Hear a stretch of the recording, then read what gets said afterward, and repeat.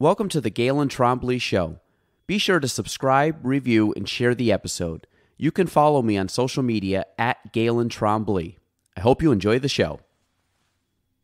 Greetings. Please hold for a very important message. Light speed sequence initiated. How may I help you? Bonjour. Security breach.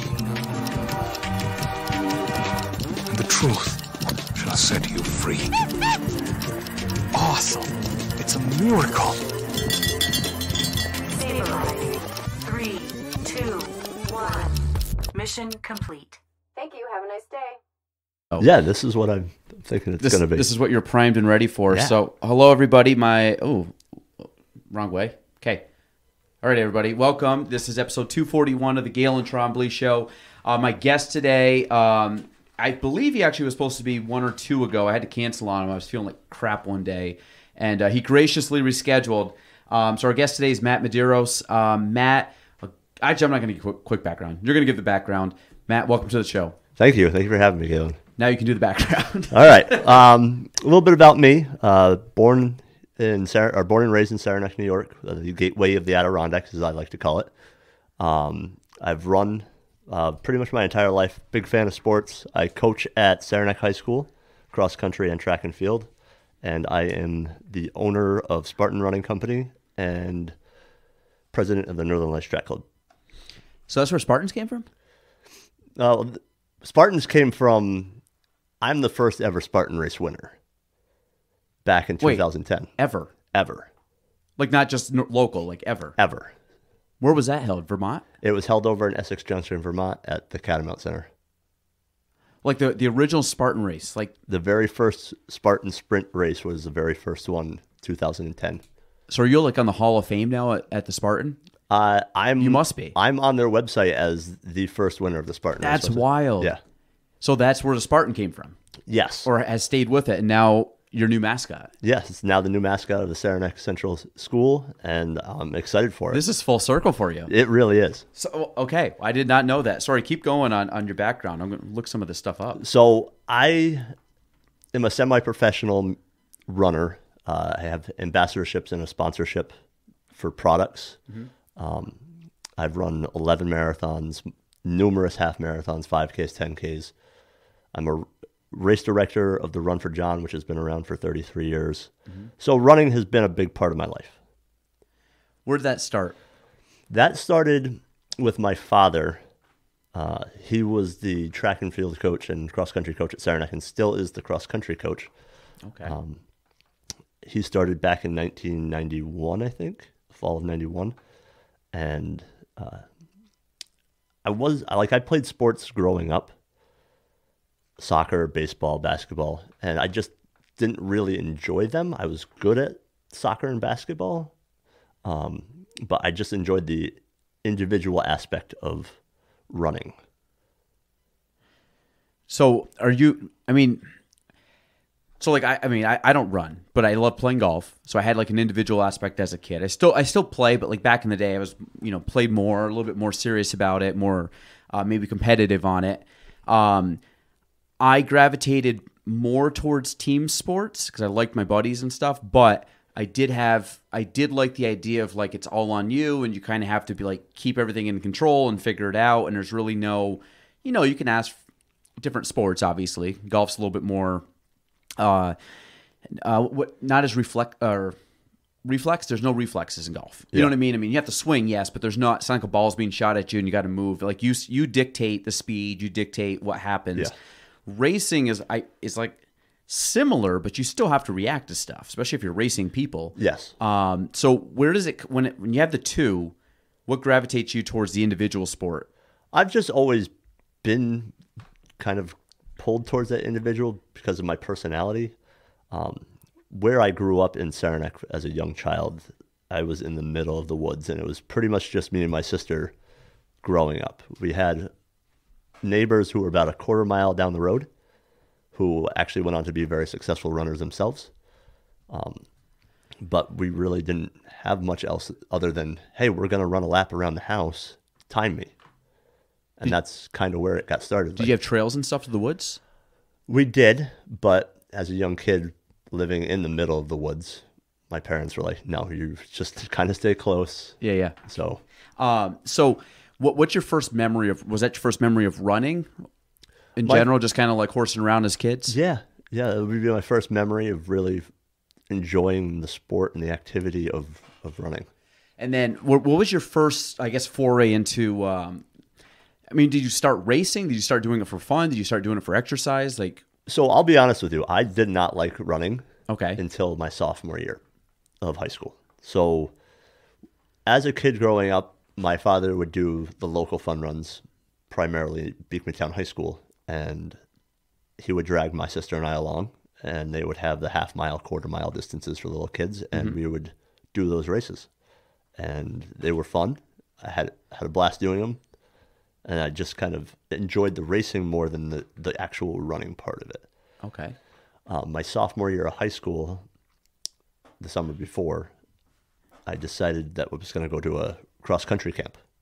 And they brought in some former Olympic runners, college coaches, Finnish sports doctors, and some of those speeches just changed my mentality towards the sport.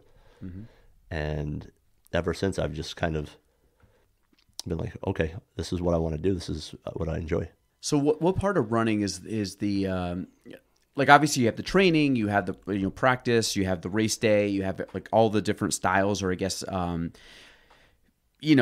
I would say events, but you know what I mean, like themes around that day, whatever that might be, long training, short training, whatever. So is it still race day? Still like what you peak for? Like that's still the adrenaline pump. It's weird because things have changed as my career has progressed. I've done some pretty phenomenal things and raced in some pretty phenomenal places. But for me, it's become more not so much the racing, but the destination. Okay. So I've let the races at this point in my career choose where I'm going to travel to. And the traveling has become more of the reason why I still do it. Okay. But at the same time, I still want to compete at a high level when I'm going to these destinations. So I'm putting in 100+ miles a week when I'm healthy.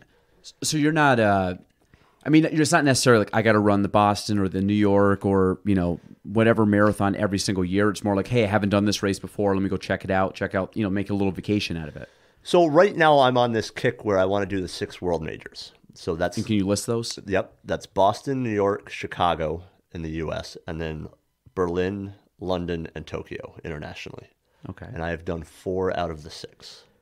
And which ones haven't you done? I haven't done Tokyo or London. Can you do them all in the same year? Is that possible? It's possible. I mean, I know there's some freaks that have done it probably, but it's possible. And as a semi-professional athlete or professional athlete is a little bit easier because you hit qualifying standards. Mm-hmm. But a few years ago when COVID first hit, I think it may have been 2021 actually, they did all 6 world majors in like a 7 or 8 week period. Ooh.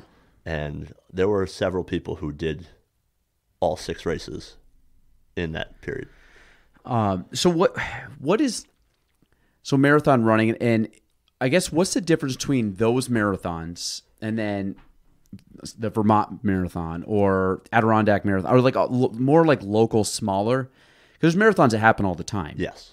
And then obviously these are, so I'm going to use the golf, tennis equation of these are like the majors. Yes. Okay. So when you go race at these versus anything else, are the courses more difficult? Obviously the amount of people is probably greater.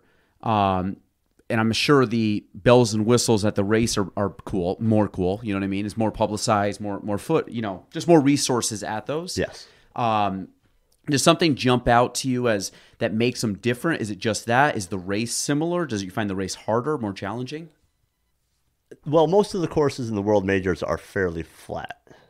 Tokyo, which I'm actually going to be running in March, is like pancake flat. Chicago is pancake flat. Berlin is pancake flat. New York is a little hilly. Boston's a little hilly, and I have yet to see what London looks like because I want London to be my last one. Okay. So I haven't really looked too much into that one, but it's the difference between those races and the smaller, more local races for me is the atmosphere. of the races because of, like you said, the resources that they have. They're in bigger cities, and just everybody who's in that race is there that weekend just gives the city a whole different life. So my sister ran the New York City one last year, I believe. Did you race that too? Not last year, but I did it in 2017. Okay, so she ran it last year, first time. So I was like on the app following, and I don't know. I mean, I know New York City fairly well. I didn't know the race course. It's kind of cool. They start in Staten Island. I think they go through all the boroughs. They touch all of them, but they spend most of the time, I believe, in Manhattan, or a decent amount. The ending is Manhattan. So when you start like watching it and it was tracking, it was pretty cool. And then of course we were watching it on TV. So you watched like the professionals go through, and then you started watching, just the everyman kind of thing finish up. And it was just neat to see, because like it's cool that you can have a race where you have the best person in the world racing against someone that qualified or whatever. It's just like, me just like, I have nothing to do with running, but I qualified and I get to run next to, the Tom Brady of the sport, which is pretty cool. Yeah. So, go ahead. No, I was going to say, is that something that you, like, if you had to rank yourself in any of these races, like what percentile are you like 98th, 99th percentile of these races, I'm assuming? So the highest I've finished, or the lowest, depending on how you look at it. So I finished 128th at New York. Okay. Overall, men and women in 2017, out of 40,000 people. Yeah, that's wild. Yeah, so I was in like the top 0.01% That's so wild. of finishers. And something like that, I mean, was that like a PR for you that day? That day, yes, that was a PR for me. Has it still stood to this day for you? No, I've actually PR'd 2 years later at Chicago. I ran it. So in New York, I ran a 2:39, and then in Chicago, I ran a 2:33:05. Wait, say something was going. Did you hear something in your? I did. I don't know if that was like reverb or something. Sorry. Say those things again.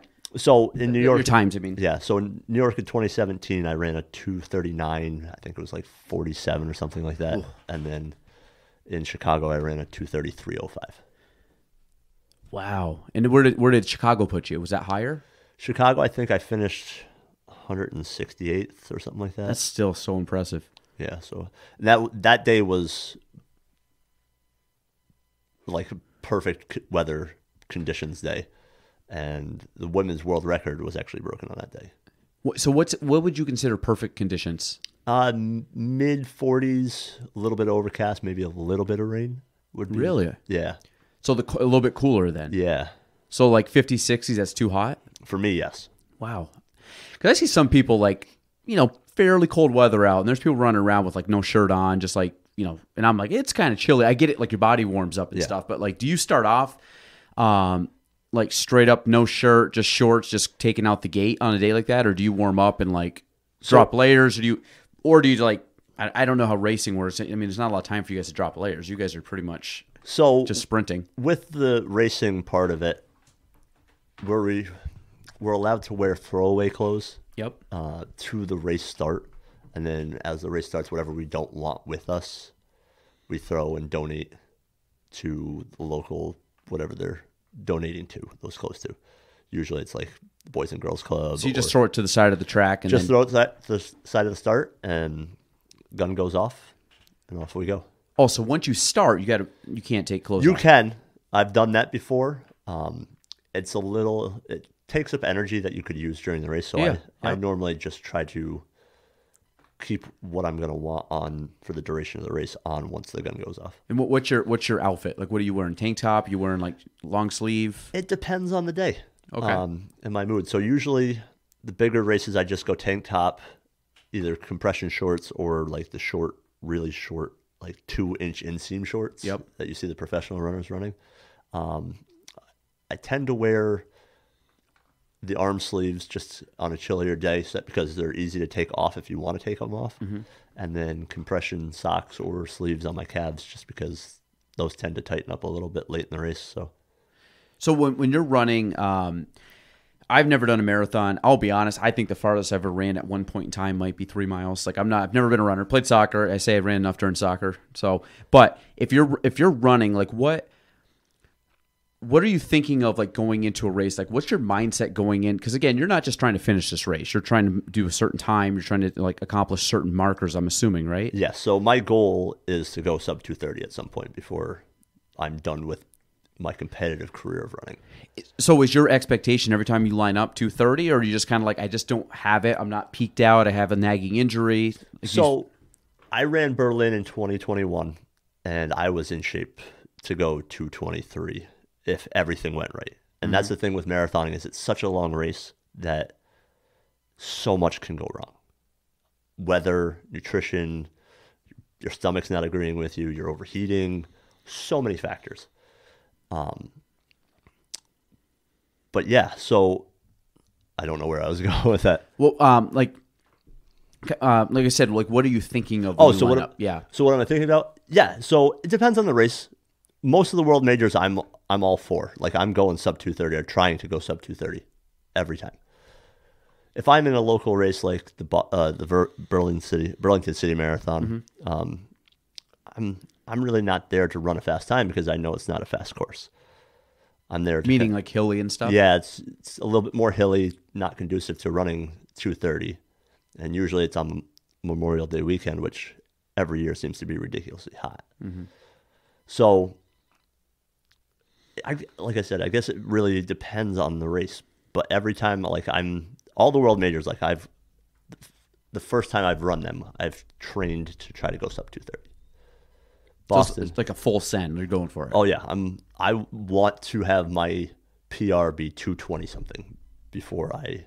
Jeez, it's so crazy. What so when you start I have so many questions. I'm going to crisscross a lot of these questions because like things pop up. I want to ask. I'm like I should come back, but we're going to keep going.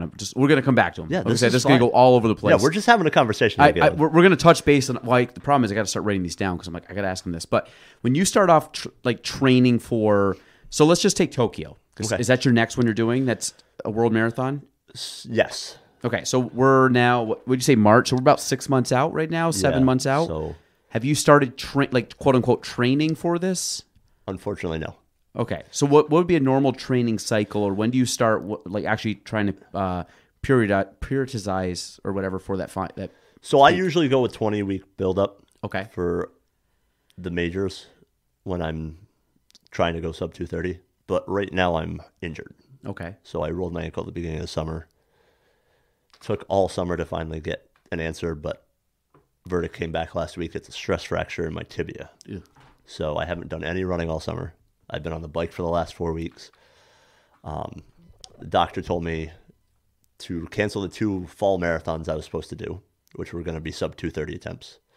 And then I should be good to start training beginning of November for Tokyo. Okay. So that'll give you enough, like, in theory, enough time. Yes. Okay. I might not be able to do the same amount of miles because I'm just going to be coming back off this injury. Yeah. So I'm going to have to do this next training cycle. It's not going to be 120 mile peak weeks. It's going to probably be like 65 to 70. Do you think by doing, so when you say 120 mile, like that's your most you would run in a week? Yes. And how many of weeks out of the 20 are you hitting those numbers? So week 1 of Chicago training, which was going to be my first attempt this fall to go sub 230, I hit 82 miles. Okay. Week 1. And how many days how many days are you running? 7. Okay. It was going to be 20 weeks, no days off, building up. So 80 miles week 1. I think week 14 or 15 was peak week, and it was going to have me at like 123 or something like that. So that's, what's that? How many per day? 30 miles a day? No. God, that's, Galen, your math is terrible. What'd you say to 123. 123 divided by 7. Is 20, almost 20 miles a day? Yeah, it's like 18? 15 to 18 miles a day, I think. Ooh, wow. Yeah, so. And that kind of mileage, like when you're hitting that. So if you say race day, I'm trying to go 100% race day. What percentage of that effort are you giving in peak race day? Is that like 80%, 90%, 70%? It depends on what I'm doing each day. So if I'm doing a hard workout, I'm giving the effort to hit the paces that I need to hit for that workout. If I'm just going easy, then I've got a range of time I'm supposed to hit per mile. I try to be within that. Usually it's like 7:0 to 8:0. So per mile. Per mile. That's intense, or that's my easy pace. Easy pace. Yeah. So what dictates a hard pace versus an easy pace? Based on the training, based on how you feel? Based off what I'm supposed to be doing that day. Okay. So some days I'll be doing 8 by 1 mile at 5:25 with a very short rest in between. Or some days I'll be doing a straight 10 miles at 5:40 with no break at all. So when you're doing like I'm gonna call them interval styles, like what's the break of a 5:20 mile for you? Like 3 minutes, 5 minutes, 10 minutes? Usually it's just like a couple minutes. Okay. There's a distance that I kind of set up for myself, whether it be 400 or 800. Is that a walk or is that jog? Jog. Okay, so you never actually stop. You just slow down. Yep. And then when you go full out, that is maintaining the same pace. Yeah. Does your pace change in a race? Yes. So like you've already got it built in. Like I'm going to try to like increase or decrease. Like I guess what would your pacing be from mile 1 to mile 26? So I have the strategy that I found on the internet. It's called the 10-10-10 method. So Okay. It breaks it up into the first 10 miles, the second 10 miles, and then the last 10K. Okay. So the first 10 miles is more about being in control, a little bit slower than what you want your goal average pace to be. And then the next 10 miles is supposed to be slightly faster than your average pace that you want at the end. And then your last 10K is on heart. And when are you tracking heart rate? Or are you tracking, is there anything you track during this? No, I just track my pace. I'm not one of those runners who overthinks everything. Okay. Some people are all about, my heart rate is 175. I need to back off a little bit. I know my body well enough at this point, since I've been running for 33 years, that I know what type of effort I'm giving, when to back off, when I still have more in the tank. So you have split times on like a watch when you're running? Yes, I wear a Coros Pace 2 watch. Okay. That I love. They say it's the lightest watch on the market. It's a GPS watch. So the only thing with some of these bigger races that I do is they're in the city with the skyscrapers, and the skyscrapers kind of interfere with the connection with the watch. So like Chicago, for instance, when I did it, they recommended that we do a manual split at the mile marks instead of listening to our watch. So it was a little bit tougher for me because I didn't know exactly what pace I was running, because the watch shows you what type of pace you're running every so often. And I would get to a mile mark and I'd click it and it would say I ran like a 5:36. And then I would go another quarter of a mile and it would finally click to the mile mark. So the miles were off a little bit because of the satellite connection. Gotcha. So I feel like that's the equivalent of like a swimmer's goggles filling up during a race. Yes. Like it's like a small like thing that matters. That's like it doesn't stop you from running, but it helps you. Yes. You know. What I mean, if you said like during a race, your most important tool, I'm assuming it's shoes. Yes. Like that. And what kind of shoe? Do you have a specific preference? You said you're sponsored, right? So I am sponsored by Brooks. Okay. They give me a discount on gear. It's not a paid sponsorship like professional athletes. And I tend to run in their carbon plated shoes. Okay. Because it does give back a little bit of energy return. So I was gonna say, so what? And again, we're gonna kind of nerd out on shoes here because you've obviously ran in a bunch of different styles of shoes. Yes. What's important for you in a shoe, and what do you think matters in a shoe? For me, depends on the day. If I'm doing a track workout, I'm probably gonna want a spike because it's just a little bit lighter and gets a little bit extra grip. If I'm on the road doing a tempo workout at marathon pace, probably go with something light and cushiony, but not quite race weight. Race day, I'm obviously using a race shoe that's super light, a lot of cushion, not a whole lot of support. And then on my easy days, I'm just using a heavy trainer. It's kind of train heavy, race light.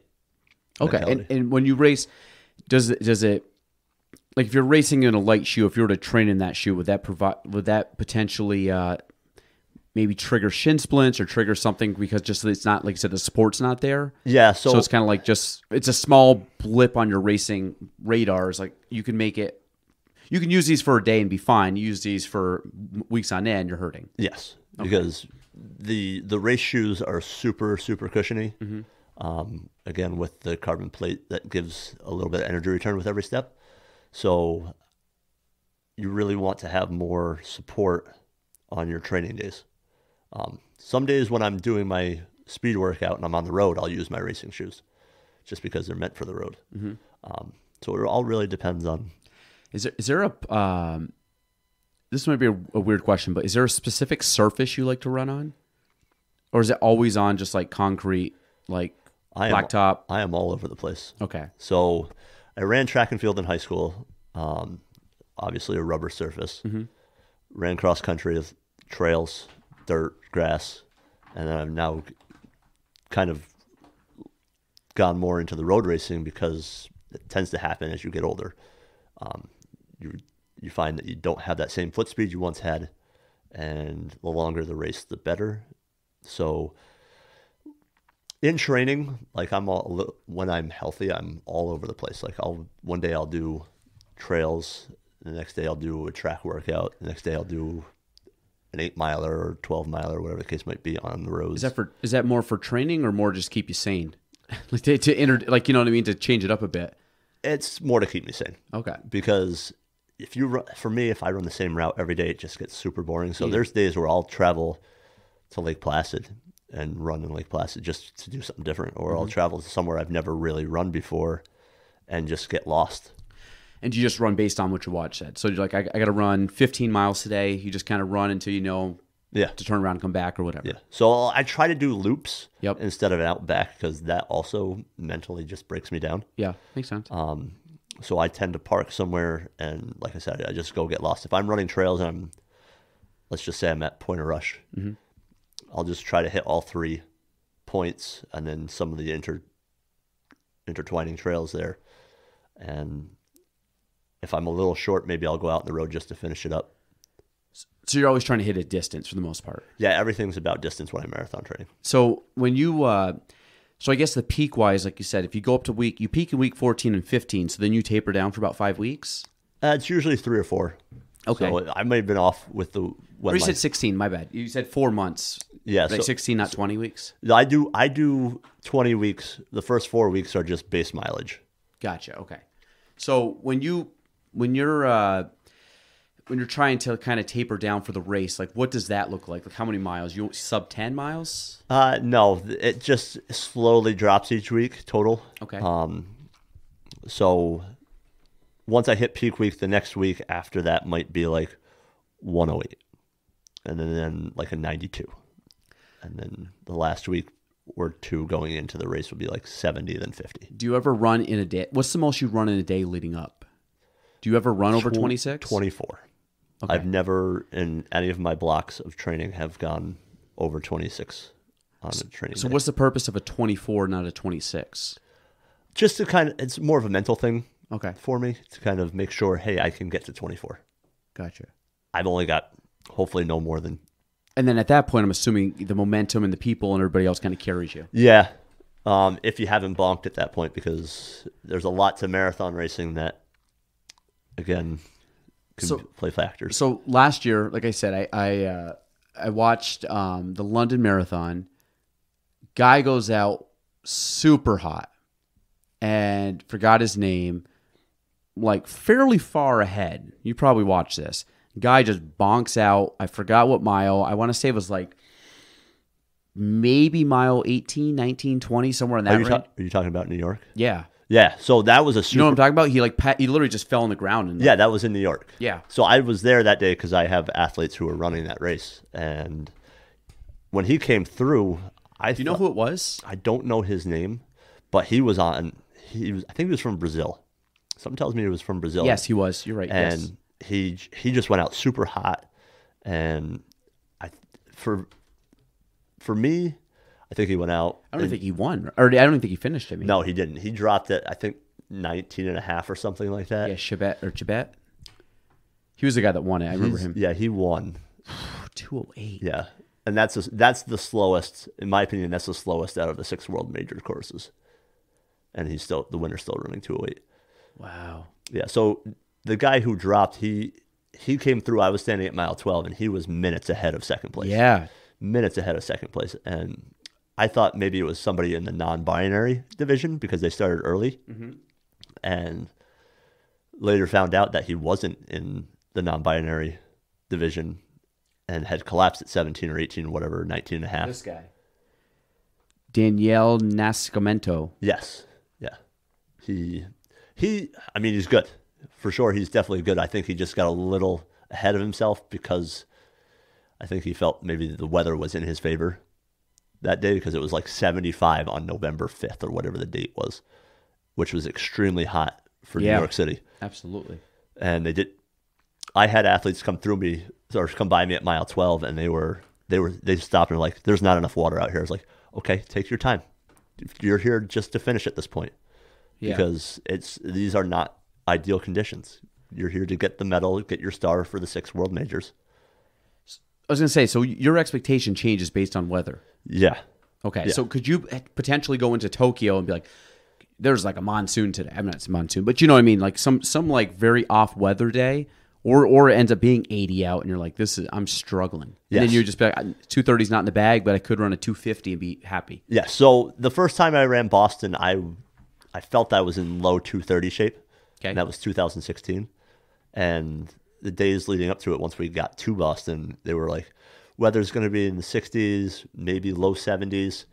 And we train through the winter up here. And to make that drastic jump temperature training wise from like 25 to 70, you've got to take a lot of things into consideration. You've got to slow your pace down, make sure you're hydrated, make sure you're listening to your body, because you don't want to get to mile 20 on the Newton Hills and just drop because you didn't do everything right. So if it's hotter, you have to slow down just because your body's pumping out, or it's overheating more at that point? I think, well, it really depends on the location, because Boston's in the spring. Yep.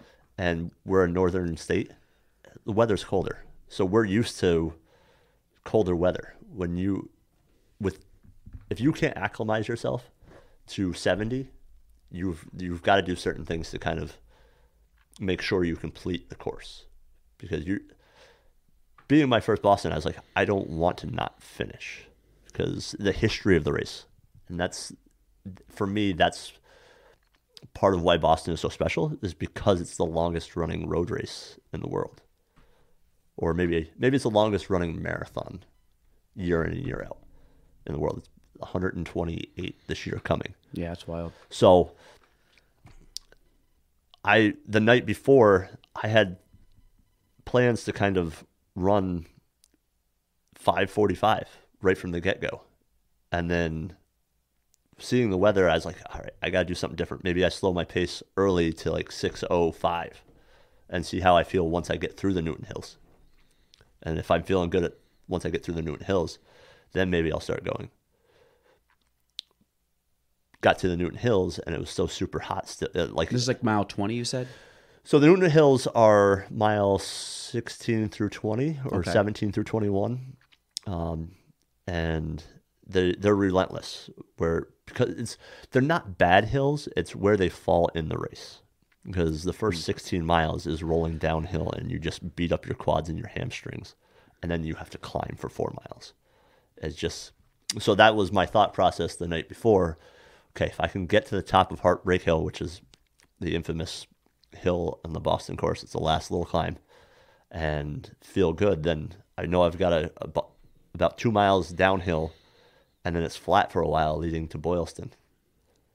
And I got to the top, and I got to the bottom returning Newton, and I was already spent. Yeah. I was like, okay, well, today's not a 2:30 day. I'm here. I want to finish this, so I got to make sure I'm doing the right things, getting the hydration, listening to my body, getting the nutrition.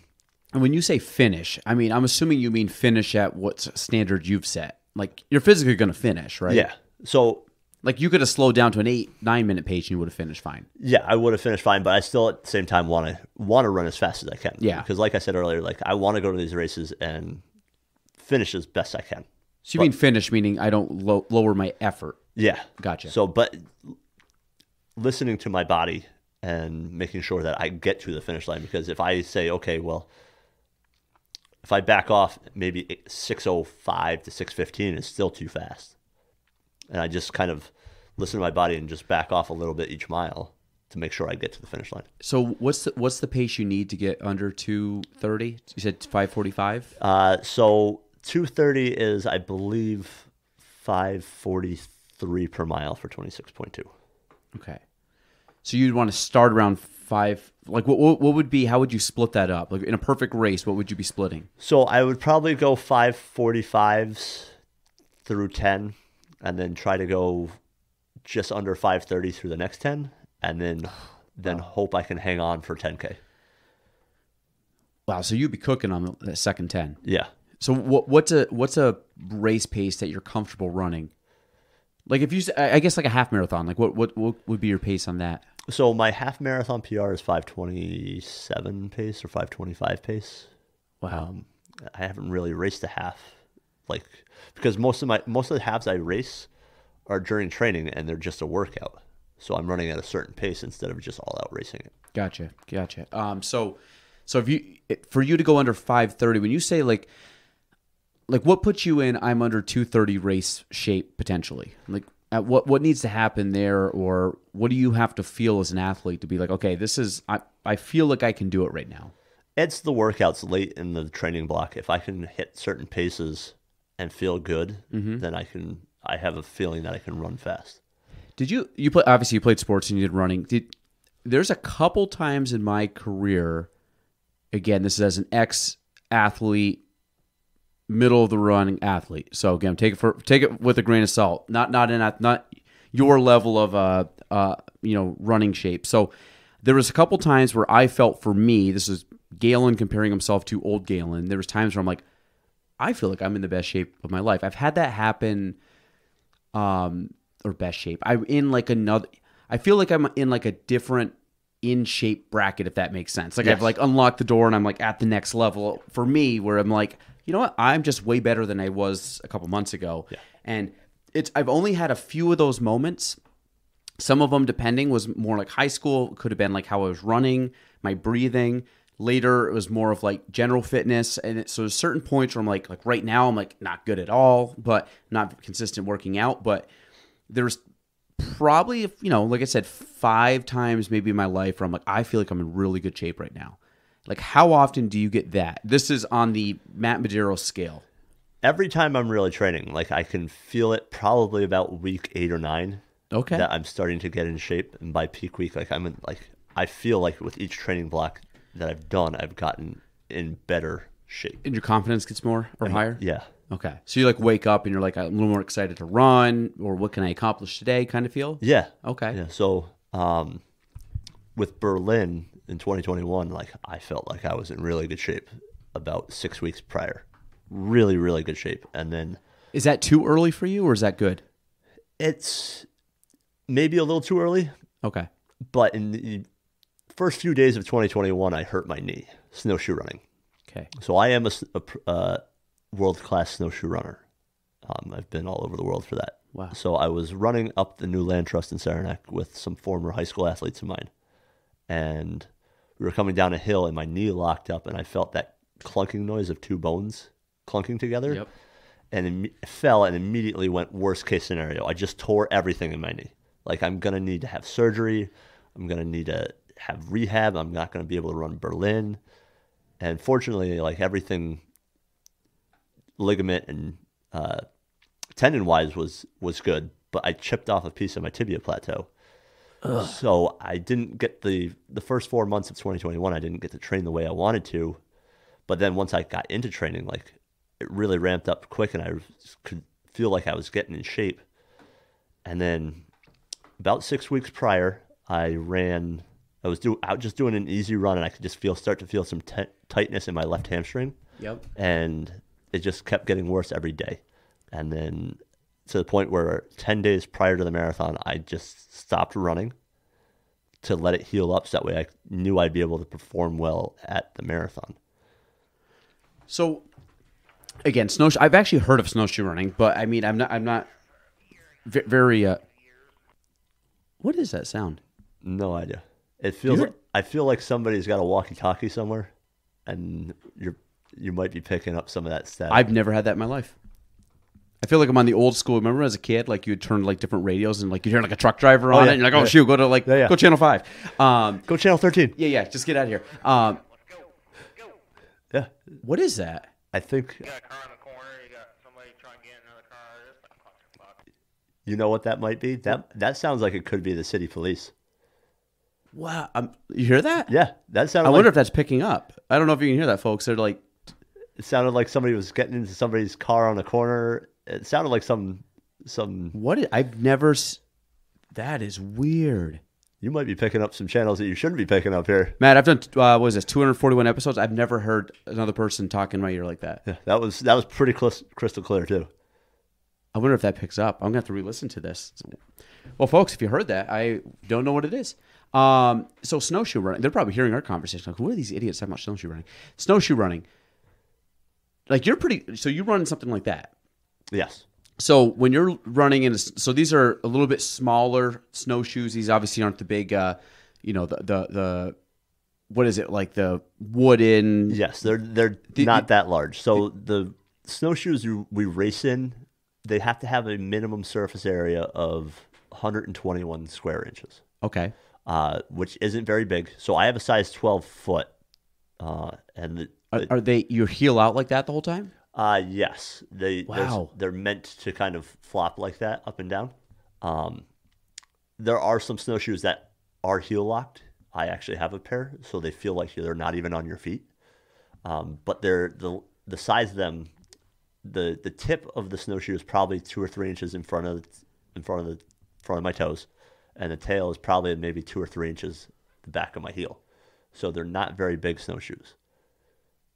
They weigh probably, depending on the model and the brand, 2 pounds each, maybe.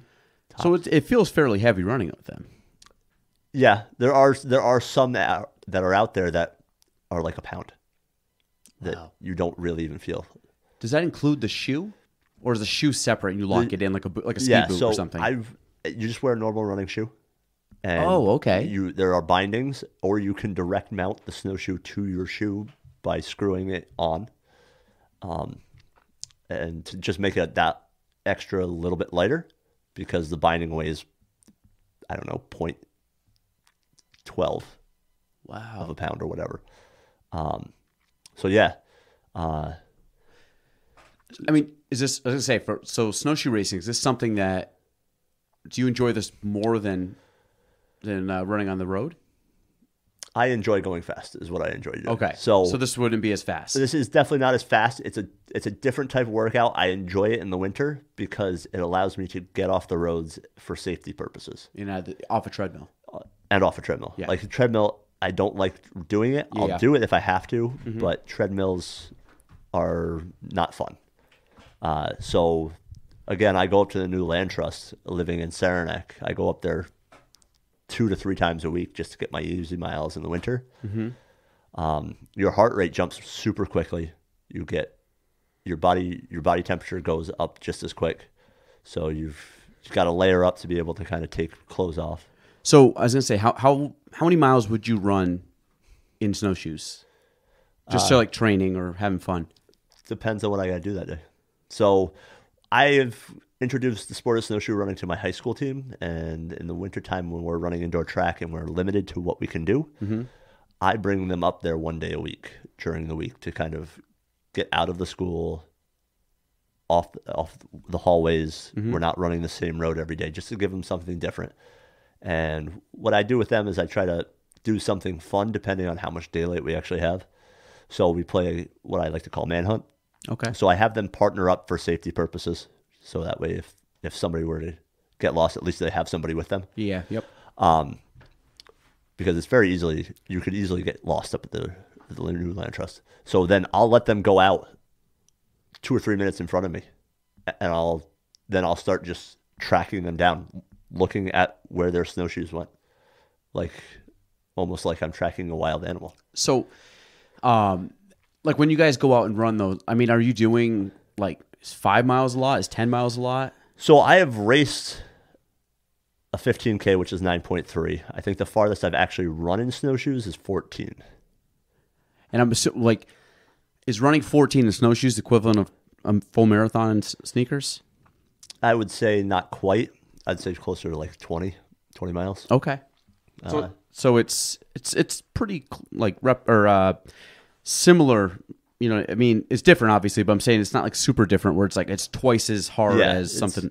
I mean, obviously depending on what you're wearing that day, because if you're wearing a super heavy pair of snowshoes, it could make it a little bit harder. But if you're wearing a light pair of snowshoes that you normally would race in, like I have a pair that's a very flexible plastic, Okay. made by TSL, and it weighs. I think each snowshoe weighs less than a pound, so I don't even notice them on my feet.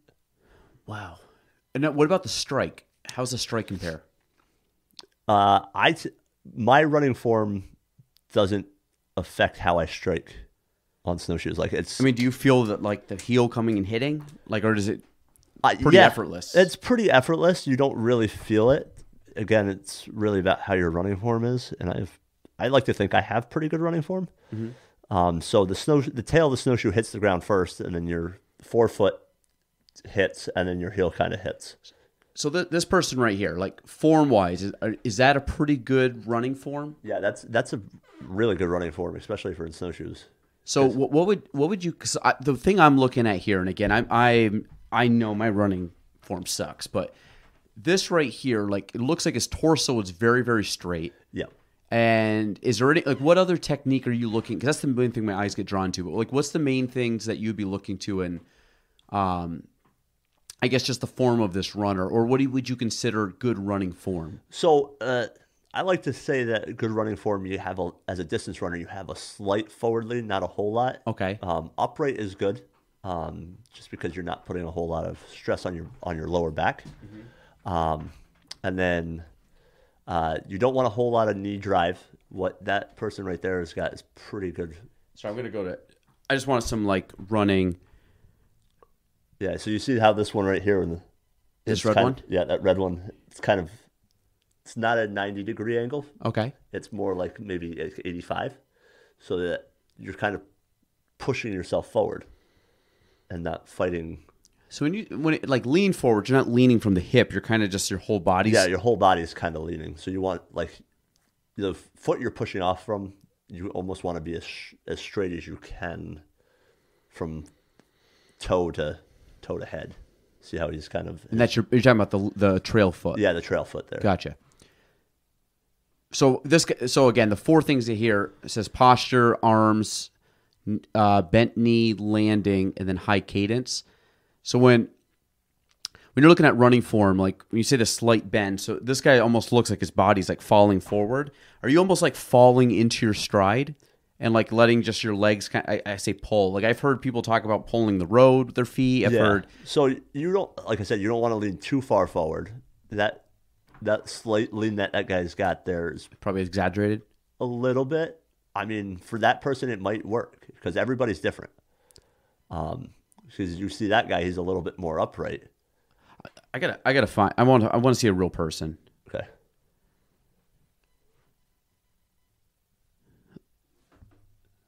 You got one right here, or this guy down here in the bottom right. So that's a good form right there? Yeah, it's pretty good form. Like okay. he's got a very, very, very, very slight lean forward on his upper body. Not a whole lot of knee drive. Not a whole lot of kickback on his tail leg.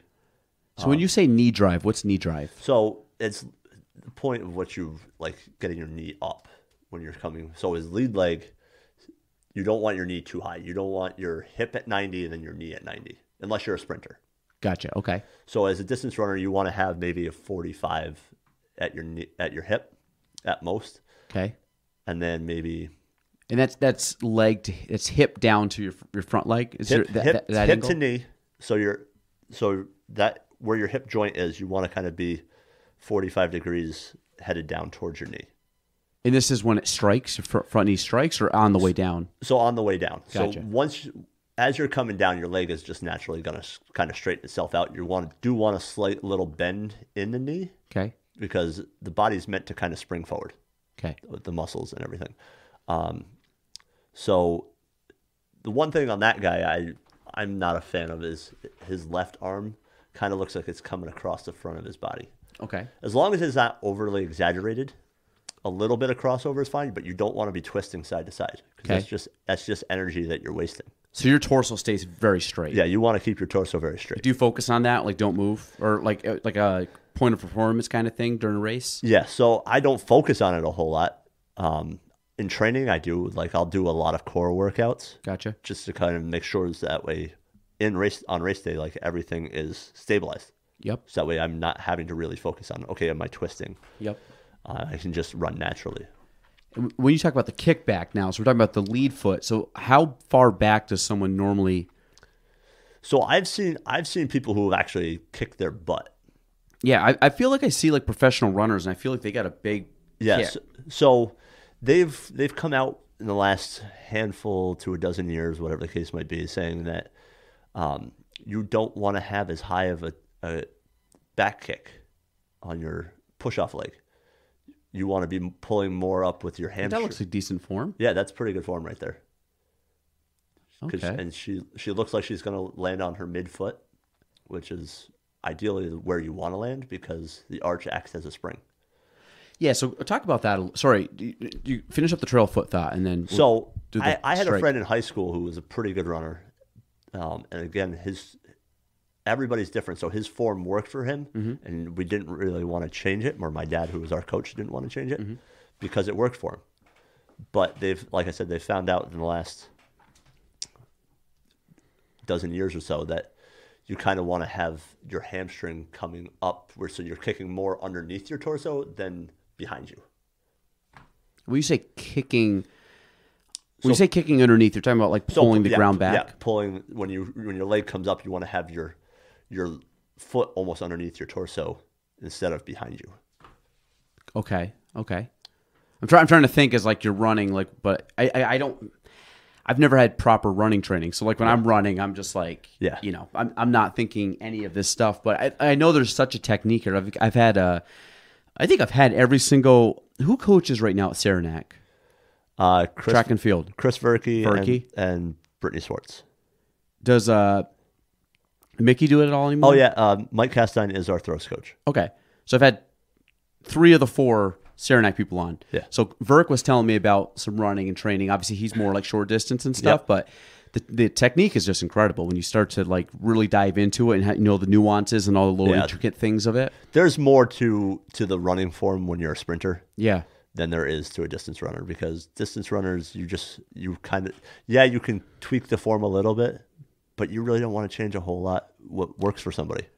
Well, I would also think too, because of the amount of repetitions and for the distance, there's more energy saving probably things that you guys do versus a sprinter. Yeah. Because a sprinter in theory, again, I could be totally wrong on this, could get away with improper form from a mechanical like safety kind of thing, but obviously it would affect the performance. Yeah. But you could, if you're running a less than 1 minute race, like it's not going to really mess you up. If you're running for 2-3 hours, 4 hours, like that's a lot of pounding if you're not doing things correctly. Yeah. So a lot of times with distance runners, they do form drills to kind of correct any minor little thing.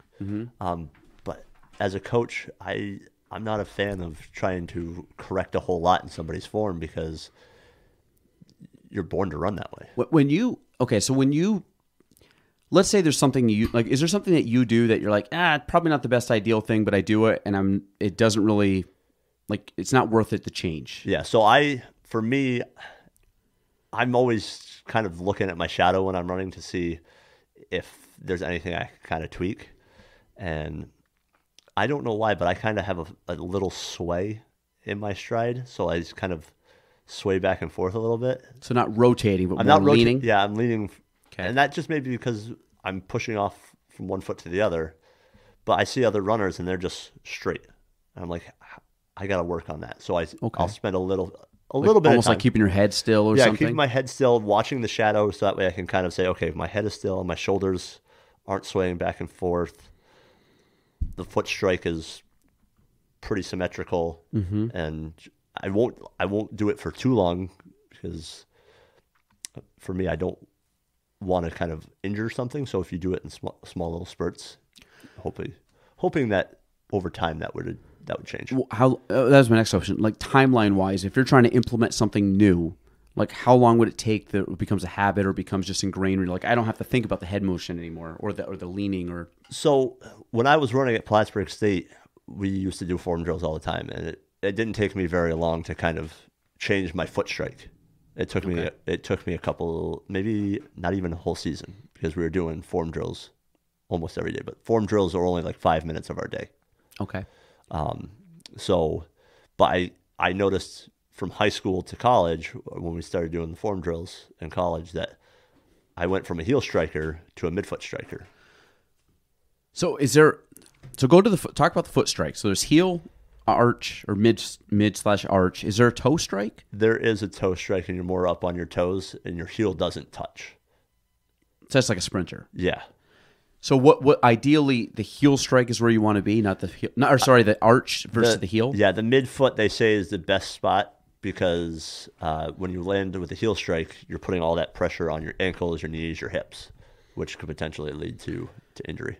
So if you're going in and is the reason I always think like heel strike or not heel strike, I always think arch strike. If someone's doing an arch, you're just landing very flat footed. But because of the slight lean, it's really not as flat. You're more on the ball of your foot than the actual arch itself. Gotcha. Okay, so that makes more sense. Yeah, and they call that midfoot or I would say more midfoot. So it allows you to hit and then everything lowers. Yeah. And then are you pressing out of your heel or pressing out of your toe? Pressing out of the ball of your foot. So it's always the same. So you'll come back on your heel, but you'll rotate back up and press out. Gotcha. Okay. And so you were formerly a heel striker? Yeah, in high school I was a big heel striker. Just poor form, or was that just like natural? I think a lot of it had to do with strength, to be honest with you. Okay. Because that makes sense, yeah. I was a very tiny kid growing up. I hit a 9-inch growth spurt my sophomore year of high school. How tall are you now? 6'4"? Yeah, I'm 6'4" now. So I was 9'4" November of my sophomore year of high school, and then by the time I went back my junior year, I was 6'1". Ooh. So it was a lot of time trying to let my muscles catch up with the bones, because bones grow faster. And there were days where I just couldn't run, and it's not that I was weak. It's just that my muscles weren't there. It's like growing pains? Yeah. Oh yeah. I was going to say from a physical standpoint, like did you in high school, were you just running? Were you doing strength training? Were you doing anything like kind of like ancillary work that was helping out? So in high school, I kind of thought I knew better, and I wish I knew what I know now, because I think I could have been a lot better. I was a decent high school runner. I've got athletes who are running much better than me now, and they're freshmen. Was that because your dad was the coach, maybe? No, I think it was because I thought I knew better. Okay. And it was more me. My dad was a fantastic coach. But I mean, I'm saying like you weren't. Was it something where you didn't listen to him as well as maybe because he was your dad, or do you think it was like, no, actually I listened to him. In my head, I just didn't work as the way I should have worked. No, it was probably the a little bit of both. No, probably the former. Like I thought I just knew better, so I just didn't listen to him. Yeah. But in hindsight, he knew what he was talking about. Yeah. He's been around the sport since 1972. So yeah, things have evolved since 1972 in the sport, and forms and technology and training methods and all that type of stuff. So somebody who grew up around the sport of running, I just felt I knew everything already.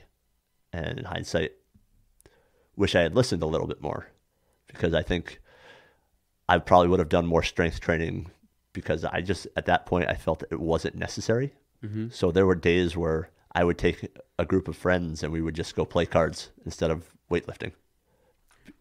And at what point did you get more serious on strength? So I really didn't get serious about that type of stuff until I was in college. Okay. Did you have Brett? Was Brett a coach? So I went to a community college my freshman year of college, and then came back and ran for John Lynch, who was there for 5 or 6 years and then transferred down to RPI. Okay. So I had him as a distance coach, but Brett was our track coach for a couple of years. Gotcha. Okay. But I dealt mainly with John Lynch. Gotcha. Okay. And he took me to a whole different level, and made me even more interested in the sport of running because I had gained so much more success. So regarding like what type of training do you just let's say not course training but like weight training, what do you do for running? Like what kind of do you focus on? How often do you focus on it? You know, obviously is this more like, you know, I'm assuming not super heavyweight but probably more like endurance based, so based on muscle fibers and stuff. So a lot of what I like to do is low weight, high rep, because I don't want to gain a whole lot. I just want to make sure that the strength is there and the endurance in my muscles is there, so that way I can get through a marathon. But I also lift for a living because I work at UPS in the morning as well. Yep.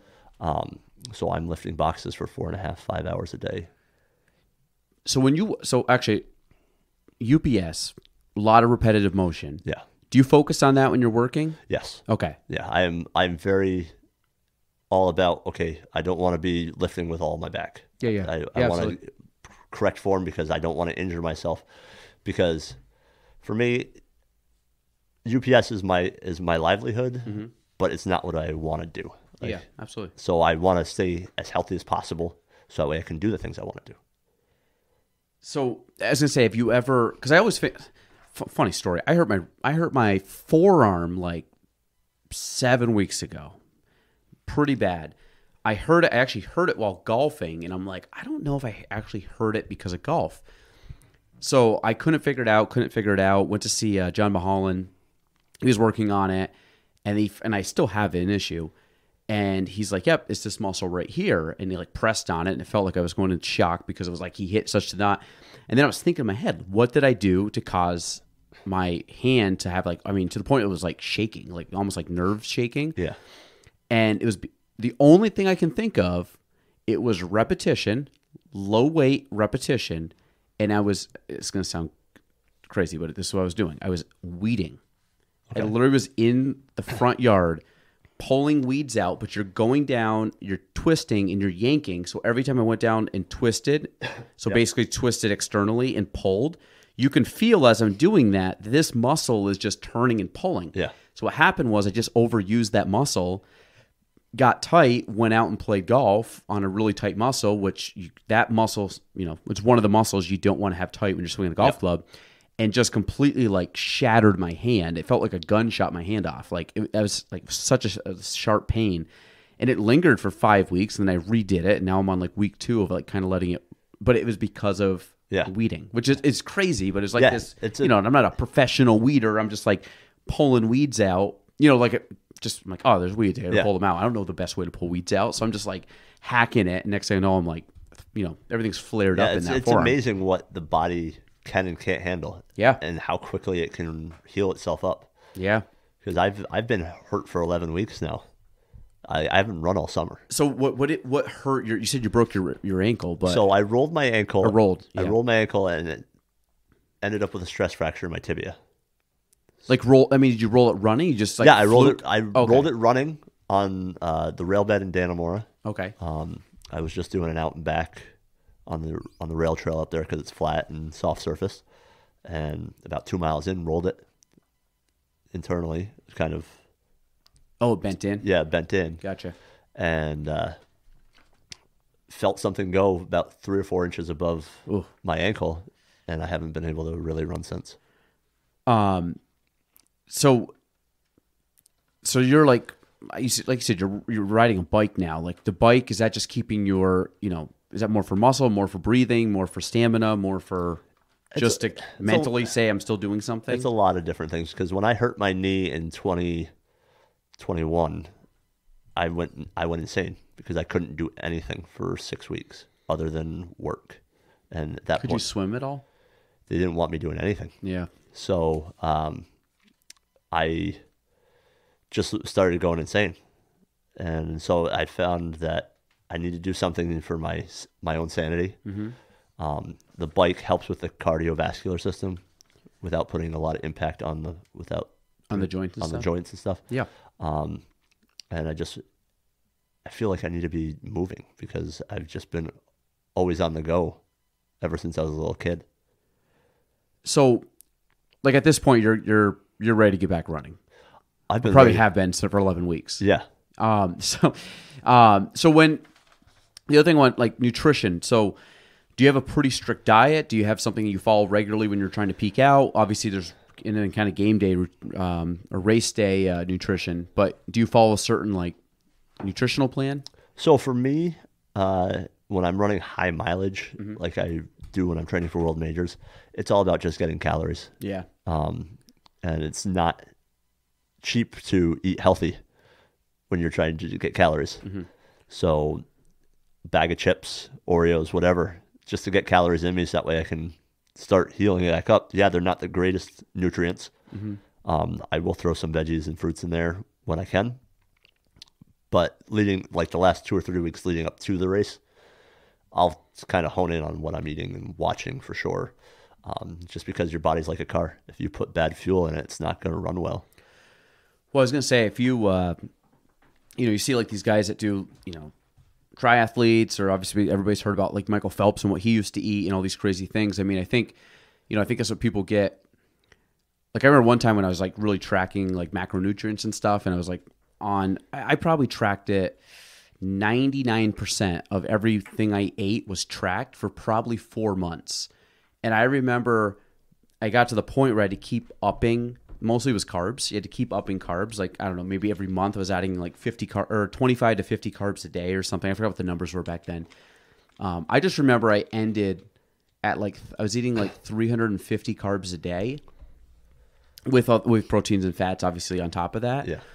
And I think I was pushing like 3,000 calories a day, and I was losing weight or like body fat and stuff. And I got to the point where I was like, I got to like put weight back on, because I was eating more food than I ever have in my life. But because I was eating the right proportions and the good stuff, like my body was just ripping, and I was working out regularly. My body was ripping through the calories. So it got to the point where like at night, I'm like, I need to eat like 4 servings of like shredded wheat cereal just to hit 350 plus carbs for the day, just because like it wasn't like you're out and about, you're doing stuff. It's not like you're sitting down like eating on like a Saturday where I can like plan out my meals. I was like eating what I could. Yeah.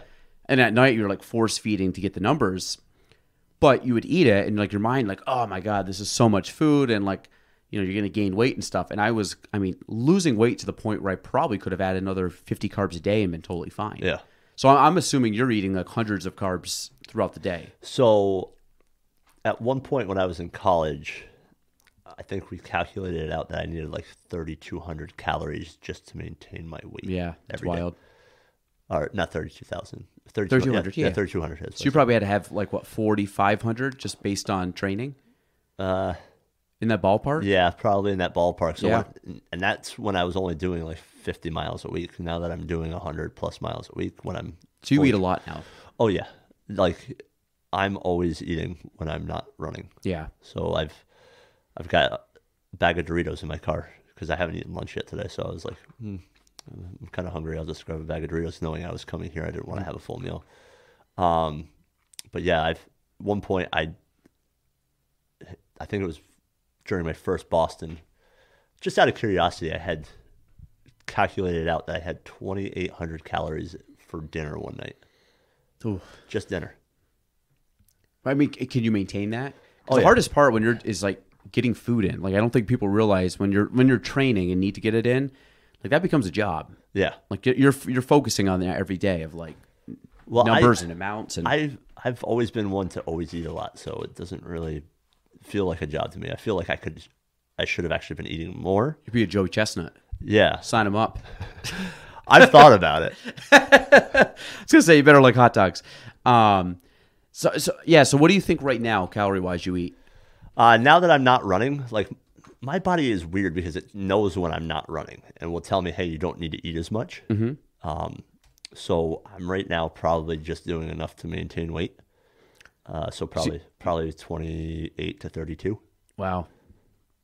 But once I get back into training, hopefully within the next 4 to 6 weeks, my body will know very quickly that I'm training again and say, hey, you need to start eating more. And my mind just says, okay.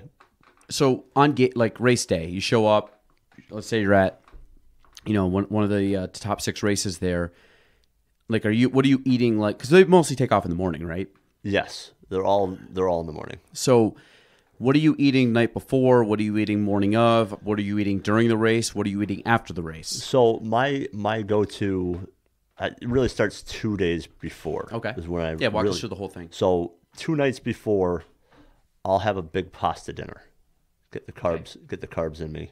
Okay. So that way it has time to get into the storage cells and make sure it's there. Then the next day I'll have a normal breakfast, cereal, whatever is available. And then lunch I'll have a sub, usually. So now this is day before. Yeah, this is day before. Okay. So day before I'm having like a BLT. Or not a BLT. Yeah, BLT. Yeah. Baconless tomato? No. Club? Italian BMT from Subway. So it's okay. It's the Italian mix with salami, pepperoni, ham. So it's got a lot of salt. Because gotcha. So I know the next day when I'm running the marathon, I'm gonna be losing a lot of that. And gotcha. I've read through my years of coaching that you've got to have that ratio of salt to water, and I've kind of fine-tuned that works for me. Okay. To kind of help make sure that I have enough salt in my body to kind of absorb the water to keep me hydrated during a race. And then the night before, I usually I'm burger, fries, so I got protein and starch, and then maybe some coleslaw. So like night before, like grease doesn't bother you? No.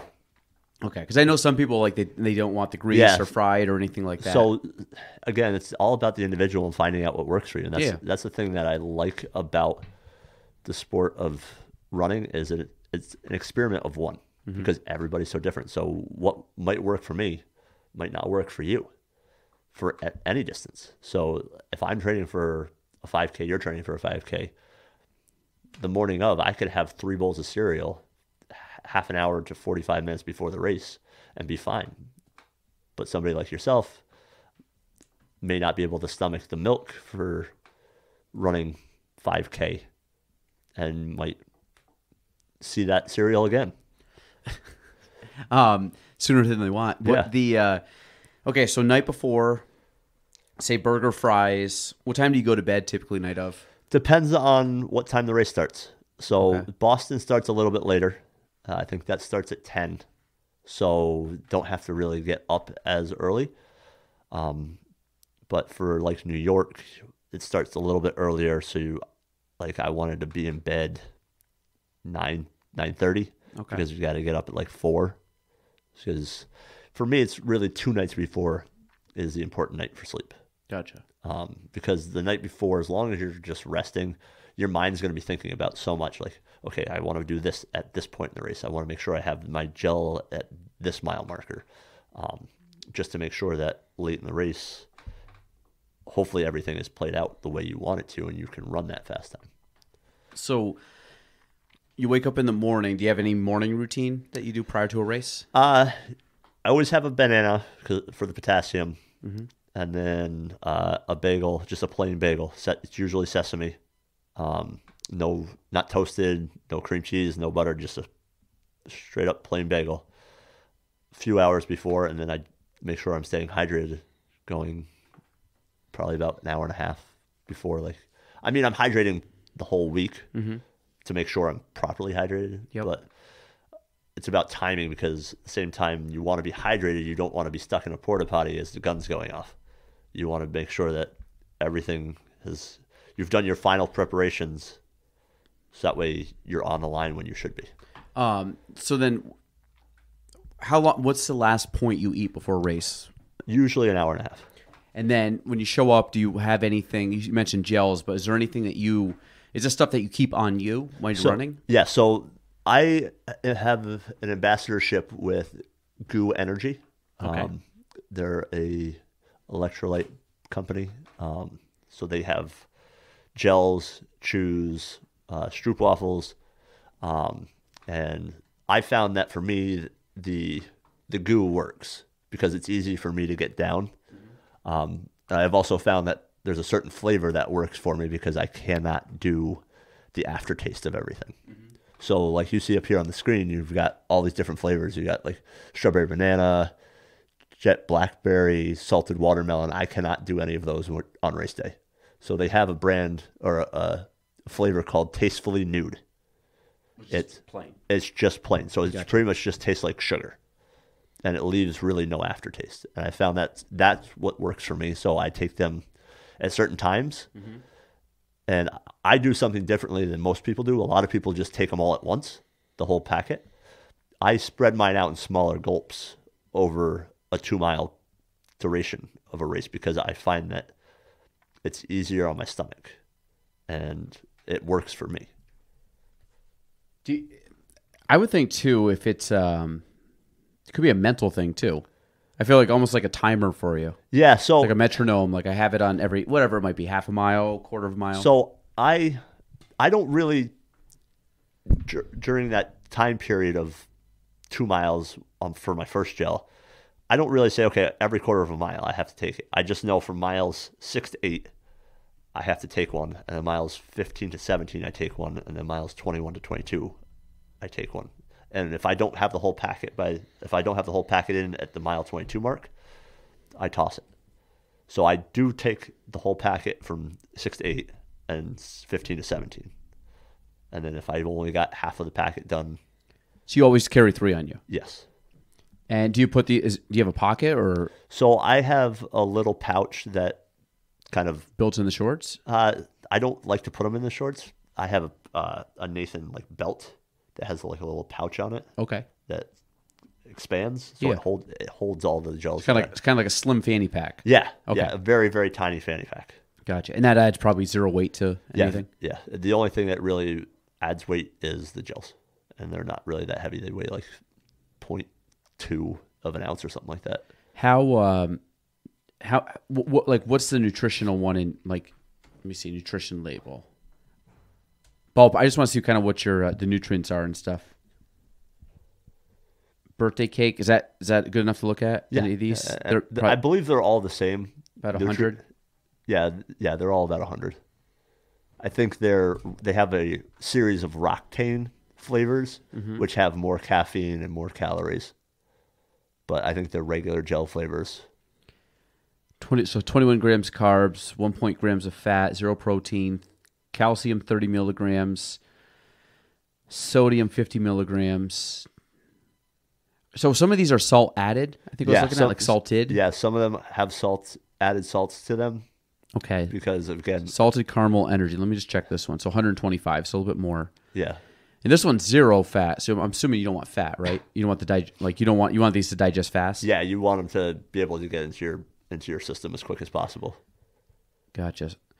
So these you just rip off. These are easy to eat. These are like Go-Gurts almost. Like they're squirting them. Yeah, they're things. Yeah. So when you get done a race, so I should say 3 is you found is the sweet spot. Yeah, for me, it really all depends on how long you're going to be out there. Because I have athletes who are 3:30 to 4-hour marathoners. They may want another packet or 2, so they may go 5. Gotcha. And now the guys that run at the elite level, are they taking packets at all, or are they just sprinting for 2 hours? No, they take packets. They do. Okay. Yeah. So each one has a different sponsorship. There's different brands. So are they doing the same thing? It's usually on them somewhere, just very discreet? Yes. Okay. Yeah, it's usually on them. Sometimes they have the elite runners are allowed certain like water stations. They have specific water stations they cannot take from the general population water stations. Really? Okay. Yeah. So they may have gels attached to those water bottles, so they don't have to carry them. And they'll pick maybe their first water bottle up at mile 5, and their goo is attached to that water bottle.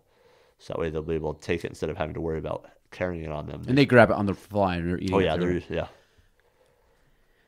That's wild. Yeah. So what do you, when you get done the race, like what do you, like, are you crushing like a pizza? Like what's your go-to like celebration meal? So it really all depends on where I am. So meaning where you are, like location-wise, or physically, like how you feel? No, well, both. Okay. So, but you mean more location? Yeah, like more location. Okay, gotcha. So after Chicago in 2019, like deep dish. Oh, we went deep dish. Yeah, we went deep dish. We had to wait a while for it, but I mean, you're in Chicago, you got to get deep dish, and you didn't want it. We definitely didn't want it before because it probably wouldn't have sat very well in our stomach, but it was worth it.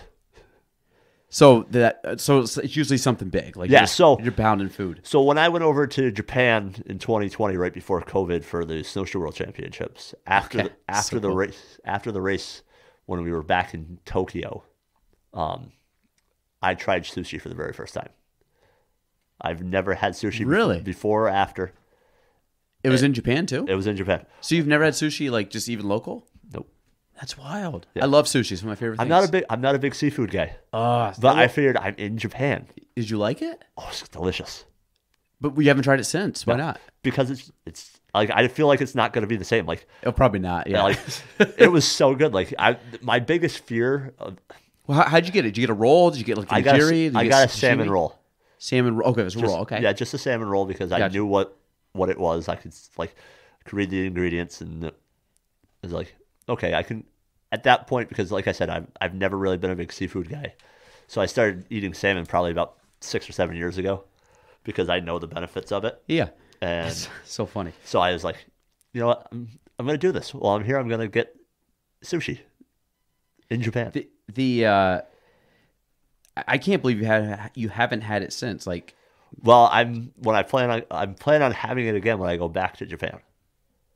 I was gonna say. I mean, that's like saying I went to Italy and had pizza. Like, I feel like, you know what I mean. Like, you went to like the homeland of it. Like, yeah, it's should be better. Well, I'll tell you what.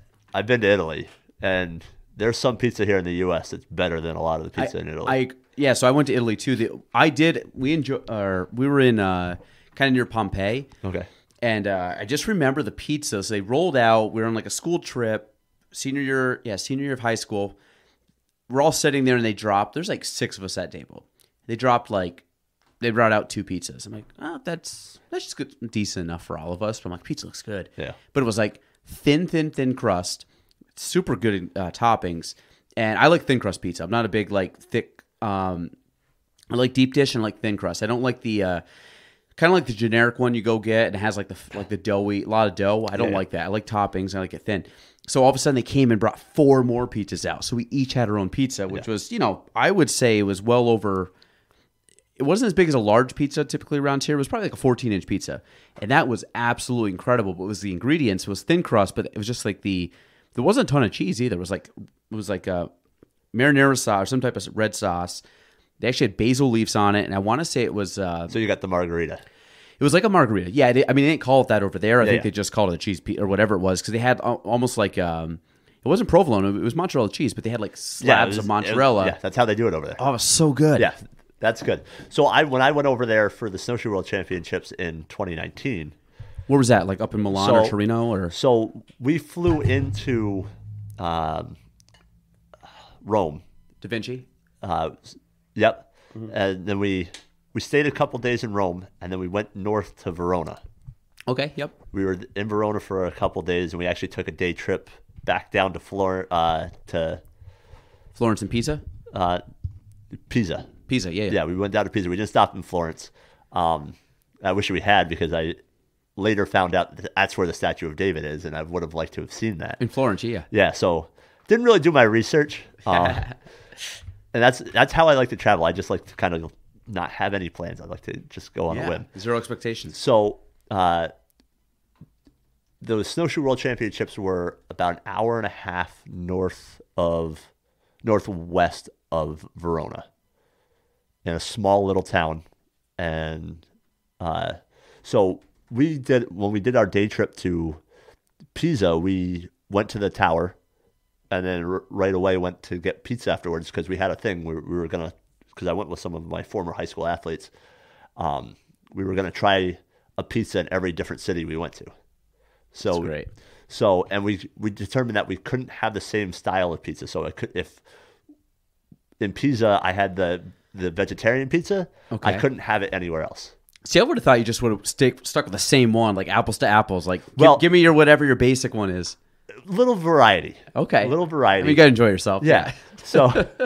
So there were 4 of us that were traveling together, and so we kind of took turns. So like I would do vegetarian one time, and then the next time one of my friends or one of my former high school athletes would do the vegetarian, and I would do the meat lover or whatever.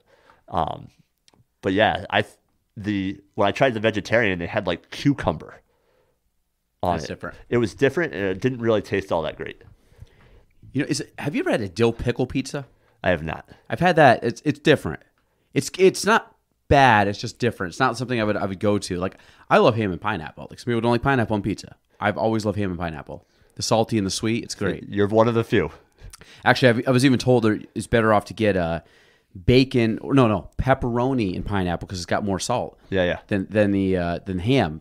So I mean, I like that, but again, I'm also good with just cheese and pepperoni. Like, I like basic. I don't like a lot of like super. I do like supreme here and there. I don't really like vegetable pizza. I don't really like meat lovers. It's just too extreme. I like kind of like basic and more in that middle ground. Yeah. Except pineapple and ham. So, what was the best pizza?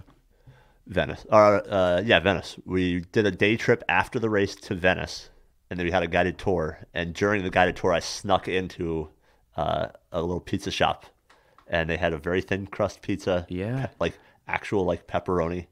I was like, oh, this is the most delicious pizza I think I've ever And had. it's clean. You eat the whole thing. You feel great. Oh yeah. I only got like one slice because I didn't want to lose track of my tour group because Oh, this is mid tour. yeah, we were mid tour. Like they kept going. I was like, I'm gonna go in here and get a slice of pizza real quick. And we had these little head devices to kind of translate what the Yep. Like, yeah. yeah.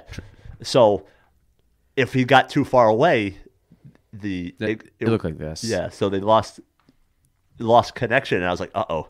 So I was hoping that he just would stay close enough so that way I could kind of make sure that the connection in my headphones was there, so that way I could be able to find them. That's it. That's exactly what it looked like. Yeah, that's So I had like the little basil leaves. Is that margarita? Is that what they call that's- it? I believe that's what they call it. Okay. I mean, it was it from. And that might actually be some of the best pizza I've ever had is the margarita. Just And well, the crust, I remember, was kind of like I want to say it like bubbled a little bit. Yeah. But it was thin. Like, you bite into it, it was crunchy, but Yeah. it was like it tasted so good with everything else. But yeah, that was about the look and feel of it. It doesn't. If you were to look at that now, you'd be like, that's a pizza. But I feel like the way we make pizza over here, it's probably a little bit more like. Probably looks better over here than Yeah. over there. That doesn't look great. the when you eat aesthetics it. of the pizza over here is definitely. Yeah, they upped it a bit, but I think from a quality standpoint, Yeah. these are tough to beat. I'll tell you, some of the best food I've ever had is from Europe. Like, so after that race that year in Italy, we were at a bed and breakfast, and they as part of the deal we had breakfast and dinner every night for like 5 days, and then on race day they didn't offer dinner because there was a athlete celebration afterwards. So they gave us a breakfast and a lunch. And so after the race, everybody in the U.S. group that we were traveling with came back to the Airbnb, and they had on the menu boiled meats or pickled meats or whatever it was. And This is it in Italy, in just north of Verona. And so I'm eating the pickled meats, and I get done. I'm looking around at everybody else in the U.S. contingency, and there's like 2 little slices of the meat because it was different meats. And I go, "You're not going to eat that?" And one woman turns to me from New Hampshire, and she goes, "You'd realize that was cow tongue, right?" I was like, "Nope," but it was delicious. The whole time you were eating it? The whole time I was eating it, like I had no idea. Really? What's it taste? I mean, just like meat? Yeah. Really? Yeah. It had a pickled flavor to it, so I'm not sure if it was boiled or if they just added a lot of salt. So we typically get cow, like, so we, and I'm trying to think, was it cow tongue, pork tongue? It might have been pork. What would be when you get like liver? What's that from? Is that from pork or is that from a cow? I think that's from a pig. Okay, so which makes sense. I think we had pig, and then there was a tongue, and then I feel like there wasn't like a foot or anything weird like that, but.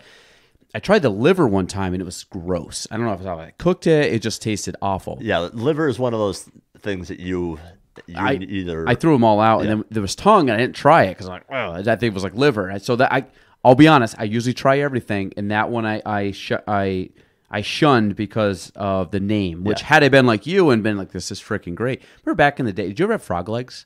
No, so growing up, I was very picky with my eating. So I used to eat frog. I actually like frog legs. So I know people think it's weird, but it wasn't until Italy that I became more open to trying things. Like I'm not a big red meat eater. Okay. But I'll eat it. more now than I had prior to Italy. Like, I was very, very particular with what I ate. See, man, this is wild. Like obviously people are like, what do frog legs look like? They literally look like fried frog legs. Like it's not an appetizing look, but that's what they look like. Or you can get them grilled too. I mean, it's weird because you obviously see them and you're like, that's disgusting. Yeah.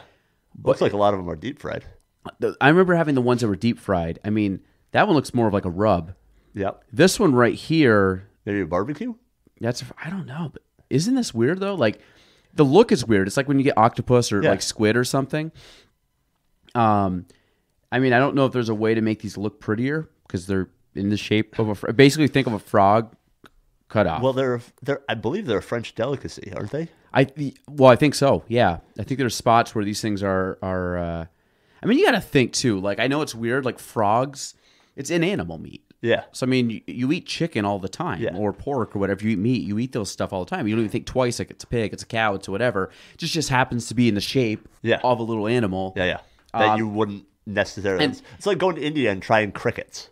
I would try them. I got to say too, full disclosure. When I went though, they were never presented like this. They were presented with like basically cut in half. So it looked like a chicken wing because it was just the leg. It was one leg. So again, sorry folks if that was too gruesome for you, but it was basically like that. But if you cut it down the middle and just had like this one, like here if I can get a pointer here, it was basically this. So it kind of looked like a modified chicken wing. Yeah, definitely. But they tasted great. Like it tastes like you're having like just a different flavored chicken wing. Okay. But, yeah. I think if I was in France, like because it's a French delicacy, why not? Like I would try it. I mean, I don't know. That's probably the weirdest thing I've ate that I can think of. Remember I've had a rabbit before. I thought that was kind of weird.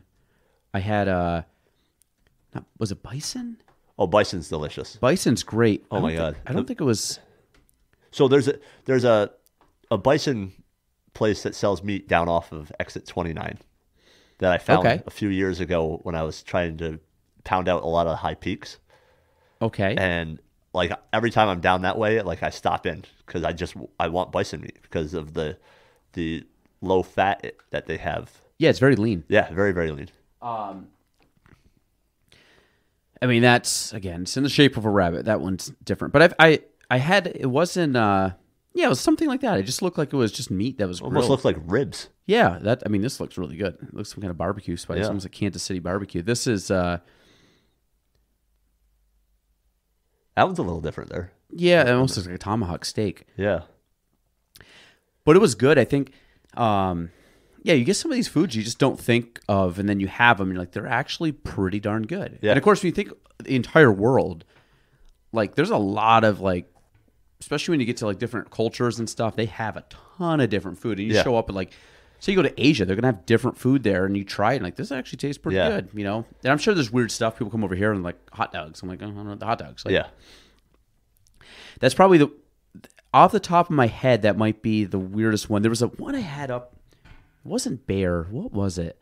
I had it in Lake Placid. It was definitely fatty. It was a fatty meat. I want to say it was bear meat. It was something. It could have been.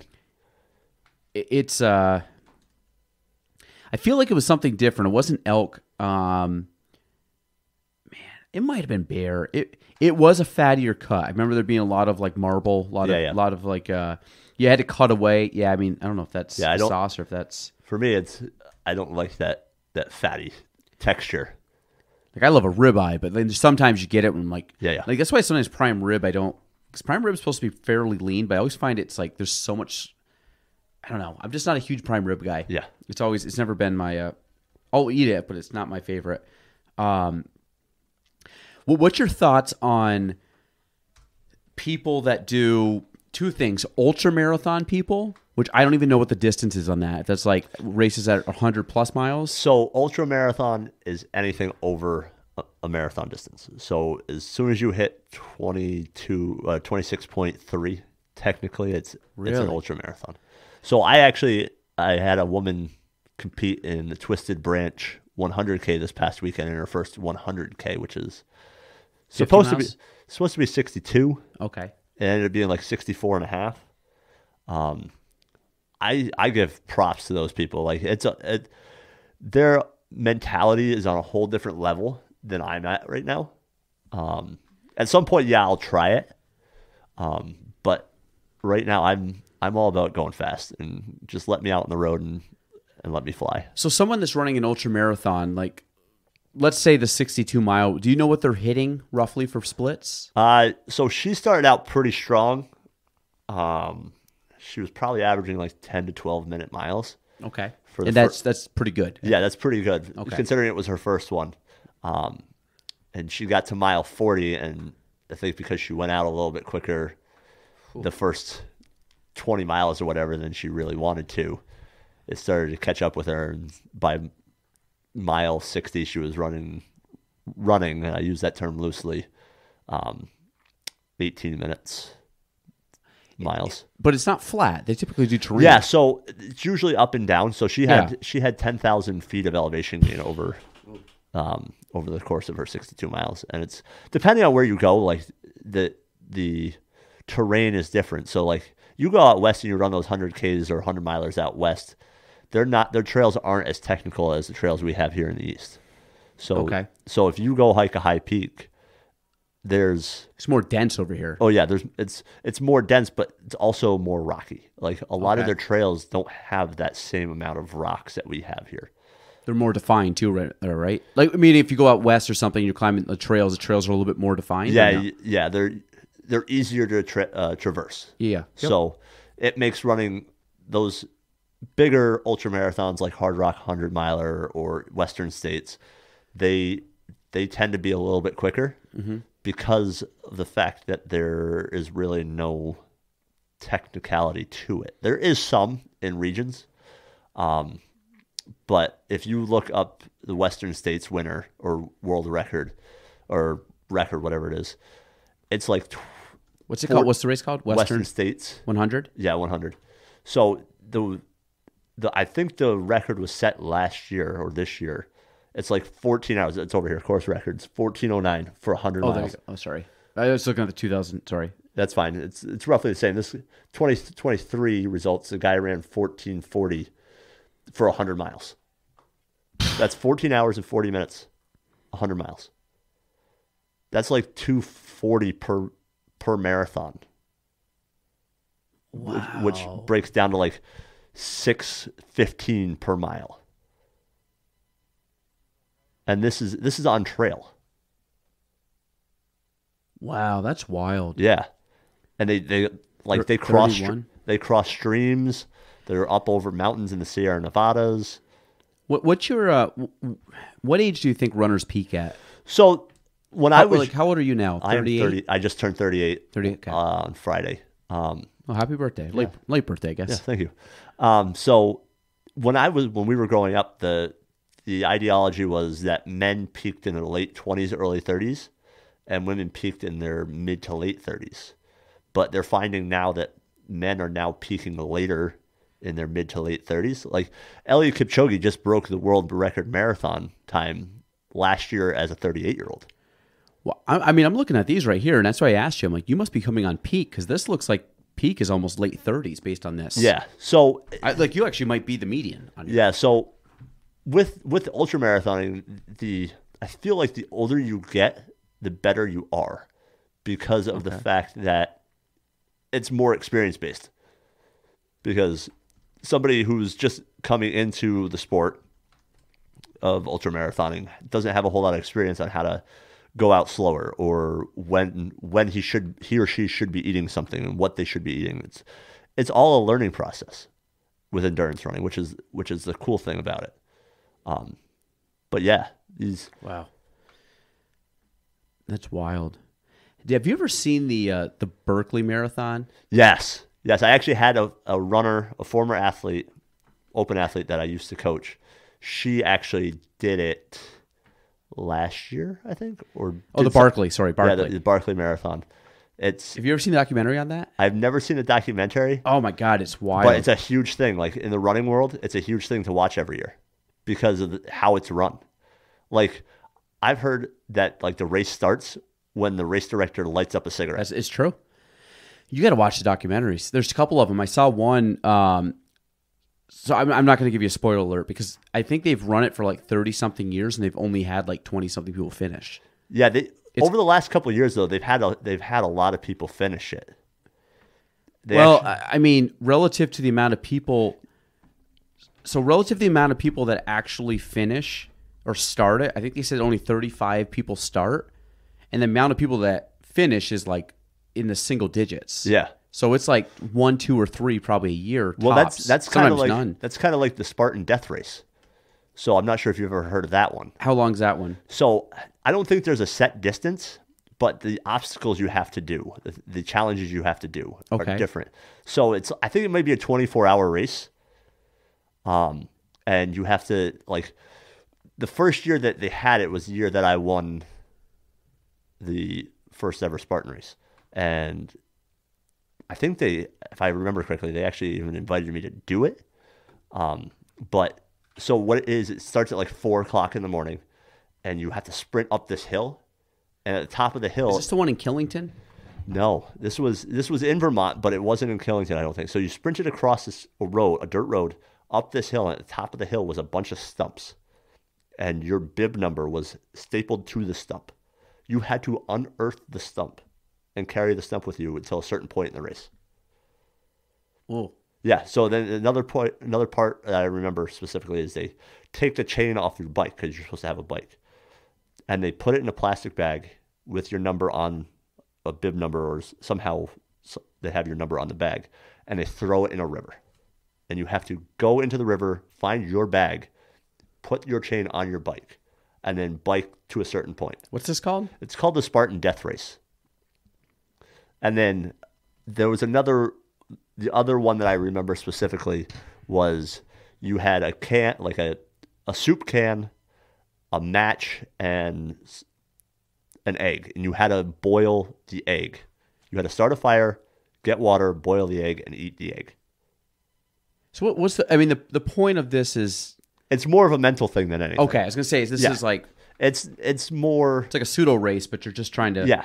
So I just recalled another one of the things I did. So to end the race, you had to hike up the small mountain. And at the top of the mountain was a list of, I think the first year it was like the first 10 presidents. You had to memorize the list in order. Come back down to the bottom of the mountain, recite it in order. If you got it wrong, you had to go back up to the top. That's nuts. Yeah. That's actually probably the hardest one. Yeah. Unless you're really good at memorizing. But it's like, I think it's the last one. It's like it's at that point in the race, you're just so mentally just like, I want to get this over with. Well, you got to bring your own stuff. Yeah. too. Yeah. So you have to, Splitting axe. yeah. So you have to carry all this stuff. Ooh, when they say sleeping bags, that gets me. Meaning, I'm assuming you. So people carry all that shit. Yeah. 4 Chip Ahoy cookies, unbroken and uncrumbled. There's probably something that they had to do with those Chip Ahoy cookies. Maybe they had 2 personalized golf balls and golf tees. So maybe they had to, for instance, they have to go the entire race without those Chip Ahoy cookies falling apart. So if you put them in your bag, you got to be careful what you're doing. That could have been it. Like every year I think there's something different. I'm not sure if they still do this race anymore, but I know 12 or 13 years ago they were doing it. Wow. No, I thought I just saw 2023. Yeah, so the Winter death race. Ooh. yeah, that might be why they need the sleeping bag, because it's probably a multi-day thing where you're gonna have to camp through the So night. is this endurance races, Spartan races, trail races? God, they have a lot now. Yes, they have certainly expanded their Is death race like what's considered the hardest one? The death race? I would say, yeah, the death race is probably the hardest one. Because I know the Beast, that's the one in Killington. Yes. So the difference between the sprint, the beast, and there was one other one there, is really the length of the race.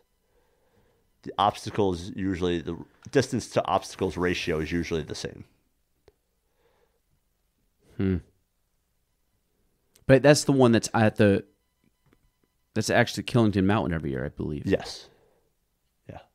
So you've never done those. So I've done that one Spartan race and that one Spartan race only. that's it. One for I'm one. 1,000. Yeah, I'm batting you're- 1,000 right now. I doubt anybody else can say that. So there was a point early on, the first one happened in 2010. So I think maybe like 2012, there was a guy, his name was Colby Howe or something like that. Oh, that's a lot of obstacles. 20 obstacles for 5K? Yeah. So it's like every like Yeah. tenth of a mile, if that. Yeah. So Or a little bit more than that, I guess. it was like every quarter of a mile there was an obstacle. So in 2020 there was a challenge that if you won all the races that they had on their schedule, you got like an extra like $10,000 prize money or But something. you had to win like the long one, the short one, the medium? All of them. Like they had like 12 things on their schedule, 12 races on their schedule, and if you won every single one of them, there was like a $10,000 prize bonus or whatever. And this one guy, Colby Howe, good runner, but his PRs on the road weren't as fast as mine and aren't as fast as mine. So I kind of called him out. He's like, well, why don't you come race me? I was like, I'm kind of in the middle of marathon training right now. I'm not doing that because I don't want to get hurt. Because, I mean, I'd hate to do a Spartan race and fracture my femur or whatever trying to do this and have to take multiple years to heal. So what's a trifecta? I think the trifecta is doing all 3 race distances. This guy's got 105, so he's done that 105 times? Yeah.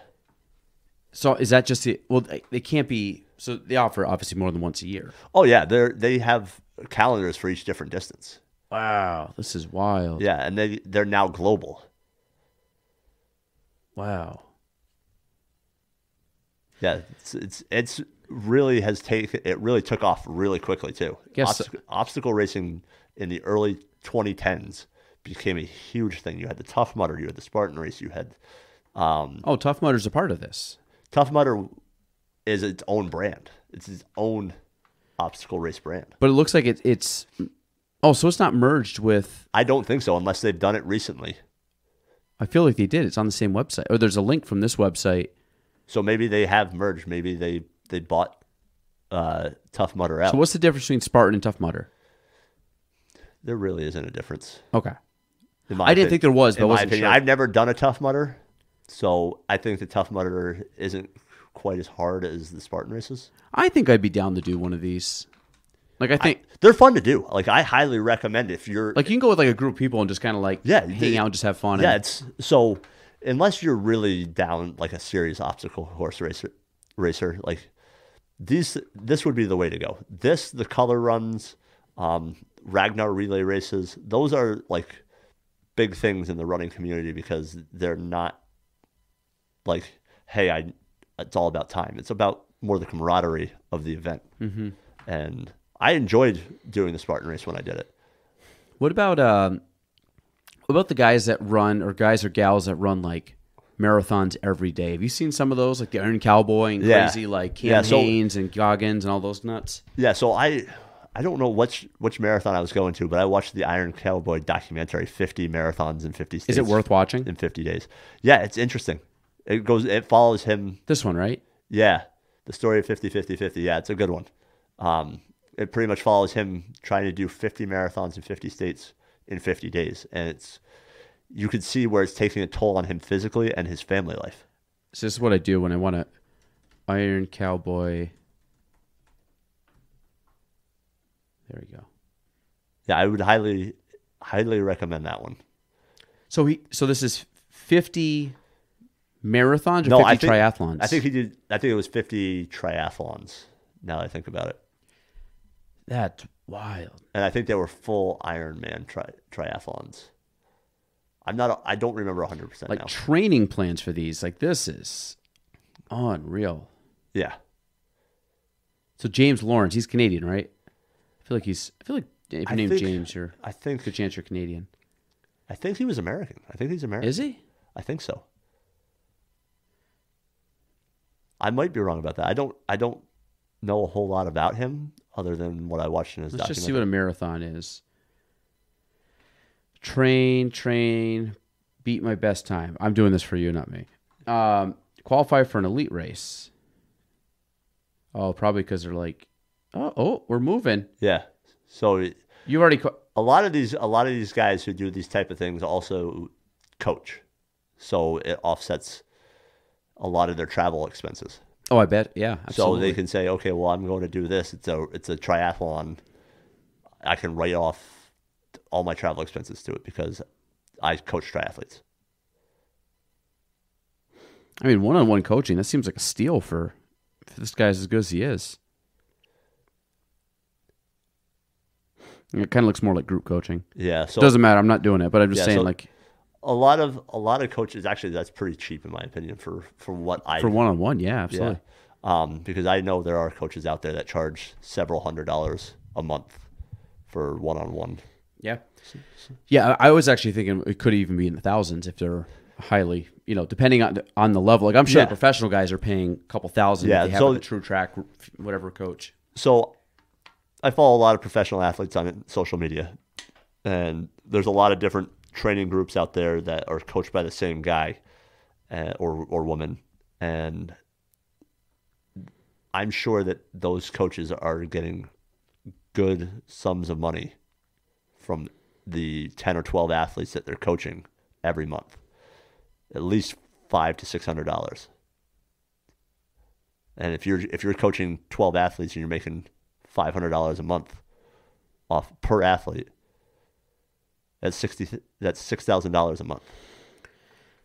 It's wild. I mean, some of these guys and gals are just.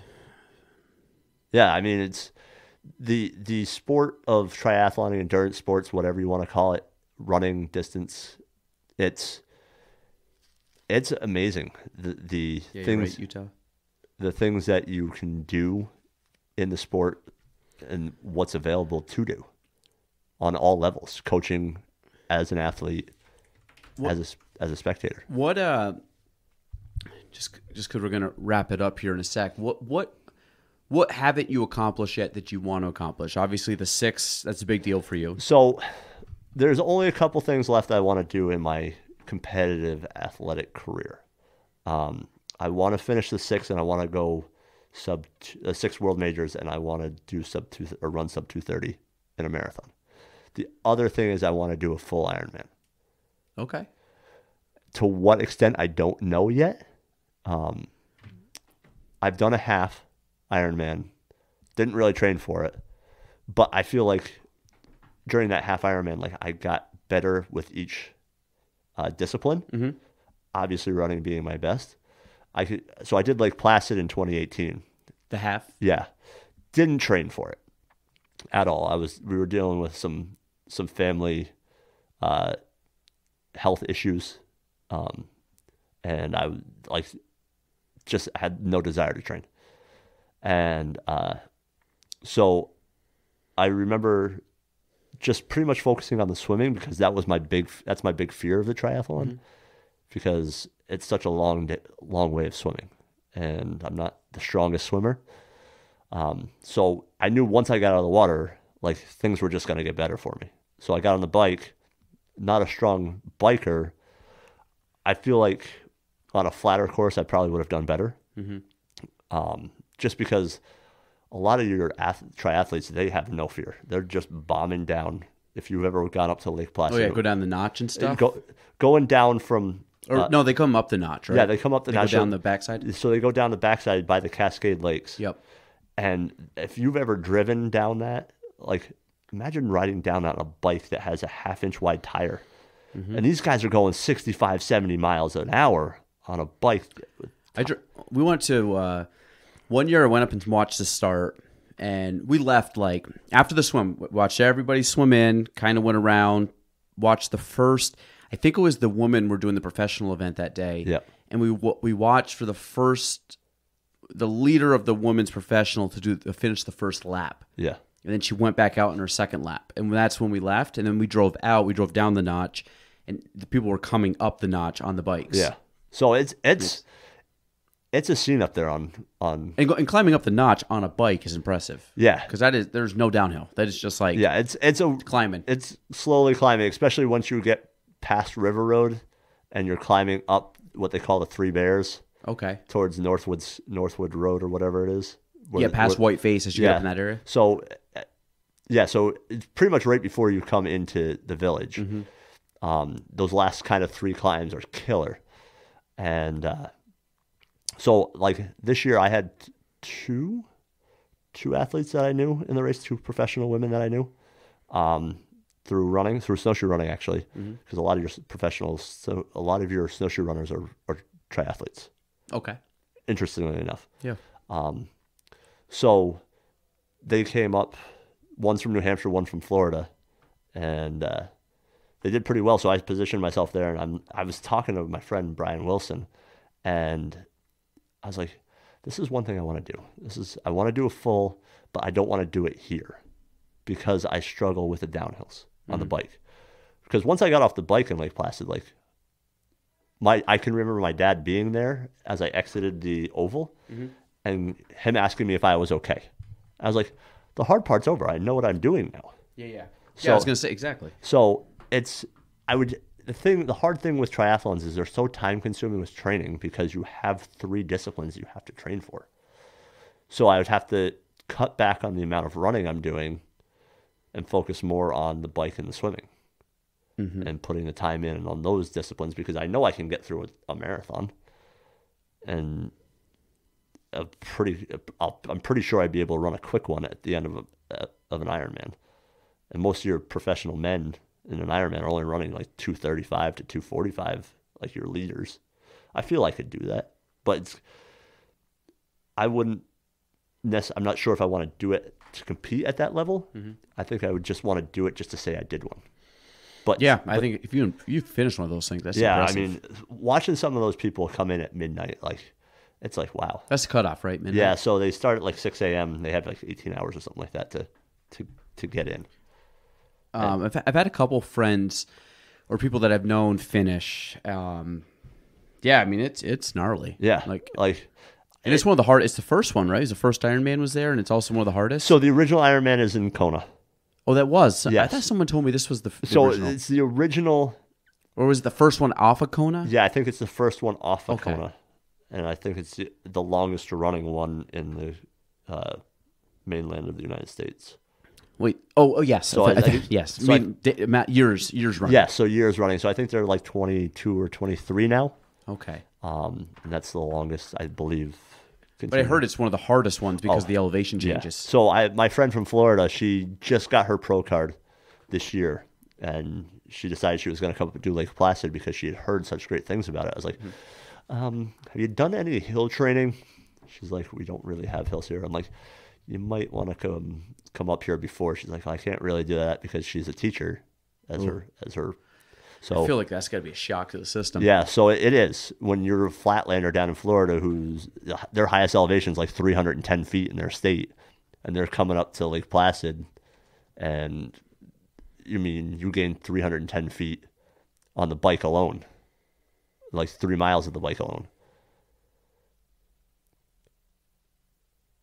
Yeah, see, Wow. bike hilly, run hilly. I know. I just saw that. I'm like, I just feel like that's. But the cool thing about Lake Placid, though, is it's one of, I think, 2 triathlon courses that actually, on the swim, have a cable under the water. Yeah, I heard that. Which is super nice to have because then you're not veering off to the left or the right. You can kind of say, okay, well, I'm going to get right on this cable. And I was going to say, being off even a couple degrees, you're at a lot of distance. You see it a lot on people's GPSs where they go out and swim. They don't have a cable line like that where they're veering off to the left, and then they have to stop and then or kind of veer over to get back to where they wanted to be. And they end up swimming longer than they really have to. So the oval, that's Mirror Lake right there. Okay, so there's your oval. Yep. So it goes out. Oh, so they come all the. So they go out to Mount Van Hovenberg and then cut in. Yeah, so the horse tracks down or horse. Yeah, so they go by the horse tracks. Then they go out to Van Hovenberg where the bobsled track is and do a quick U-turn and come back out. Oh, I didn't know that. And then they go down into Keene, and then they take a hard left and go up towards Upper J, and then J into Wilmington. And then before you get to Wilmington, there's actually a quick out and back on some side road, which is actually pretty hilly. Oh, this one. Yeah, that one. It's really hilly. And then you come back and you climb through Wilmington, the Notch, the Three Bears, and then up over. Then you do a quick U-turn or out and back U-turn right before the village there. And then you go back up past the Northwood School and then down toward Mirror Lake. And they do that twice for the full. Where's the little turnaround here? So there used to be a Sunoco station at the traffic light. Yep. Yeah. That right there. That right in front of that Sunoco station. There's a quick out and back late in the loop. Oh, I know where that is. Late in the loop. Yep, I know where that is. Okay. Wow. Okay. Now I want to see what the running course is. That's wild. Yeah, so the run course, it leaves the oval and goes down past the horse show grounds onto River Road out and back. And then when you come Oh, so it is an out and back. So when you come back into the village, you take a right on Mirror Lake Drive or whatever it is, head past the beach and do a U-turn and come back, and you go back out and do River Road again for the full. Wait, so you start here, you go down, back, out here, down, back, here, down, back, and back. Yeah. So the second time you come back down Mirror Lake Drive, which is that U-turn where you see the 12 up there. Yep. You enter into the oval, and then you do like a half a lap of the oval or 3/4 of a lap of the oval and finish. Which is kind of cool because the history of the oval. So you start here, there, and then when you come back, depending on what lap you're on, because it's a 2-lapper. Yep. So the first time you come back towards the oval, you take a left and you go back down to River Road. Gotcha. And then you come back up, go back out Mirror Lake Drive, and then come back. When you come back in, you go right and into the oval. Wow. It's always been the same course. Yes, except with the exception of 2 years ago when they were doing the renovation on the oval. So they shifted the transition to Mirror Lake Drive. Not Mirror Lake Drive. They shifted it to Northwood School, which was up the hill. Yep. Yeah, I was going to say, it's like right here. Yeah, so the staging area was a little different. So I'm not sure if it changed the swimming course at all because of it. I don't think they could have. But yeah, so it was... Yeah, because you got to run from the... Well, I mean, you get out like right here. Yes. So you're not far from the... So it's the transition from the swim to the bike is like 200 meters. Okay. 200 to 300 meters from the beach to the oval. And then from the bike, you exit the bike and you go down through the residential area and out by Lisa G's. Mm-hmm.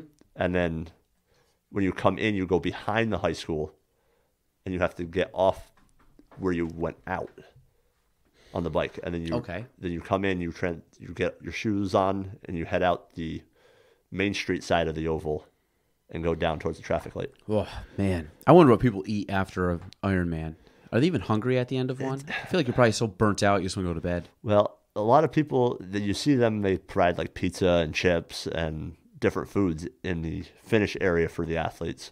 A lot of people are just like, I don't want to eat any of this stuff because whether they had peanut butter and jelly while they were on the bike or you can't listen to music either while you're doing this stuff, right? I might be wrong on that. I thought they said you couldn't listen couldn't have headphones in or anything like that. I think the elites can't. At least on the bike, everybody can't. Maybe on the run they allow some of the age groupers to. I've never really looked into that. Is the bike just for safety? Yeah, because at least in Lake Placid, the roads aren't closed. Yeah. So you want to be able to hear anything that's coming up behind you if you can. That's wild. Yeah. All right, Matt. We're gonna wrap this up. That was fun. Yeah. I mean, I could have kept talking. I know. I'm just trying to be respectful. You got a coach. I got to do some work. We both have our day jobs to do here. So, I'd be up for another episode, Galen. I would have you back on. This was fun. Like I said, I knew you were good. Actually, most people fill this thing out. Like, I don't know what I'm going to talk about. You're like, we'll be able to fill 2 hours. Oh yeah, easily. It's like I said when we were off mic. Like I felt like this was going to be a Joe Dirt type situation where I was just going to come on and I was just going to tell stories. So I was someone left you for dead at the Grand Canyon. Yeah. My parents didn't want me anymore. Looked at the old photo. Joe Dirt. What a great movie. Yeah, classic. David Spade had some real underrated. That's a whole nother show right there. But we could have a whole nother show about movies. Just watch Joe Dirt and just comment on it. Just movies. Buffalo Bill in general. All right. Well, we're gonna wrap it up there. Matt, good luck with your getting back on the road. I'd say get back on the saddle, but you probably want to get off the saddle. Yeah, I want to get off the saddle and back on the road. So, but hey, I appreciate it. Again, like I said, if anybody wants to find Matt, we'll put some stuff in the show notes. But I'm sure if not, they'll see you running around someplace hopefully soon. Hopefully soon. Awesome. Thanks for having me again. Perfect. All right, episode 241, Galen Trombley Show. We're out. Thank you for listening to the Galen Trombley Show. Be sure to subscribe, review, and share the episode. You can follow me on all social platforms at Galen Trombley. Thanks for listening.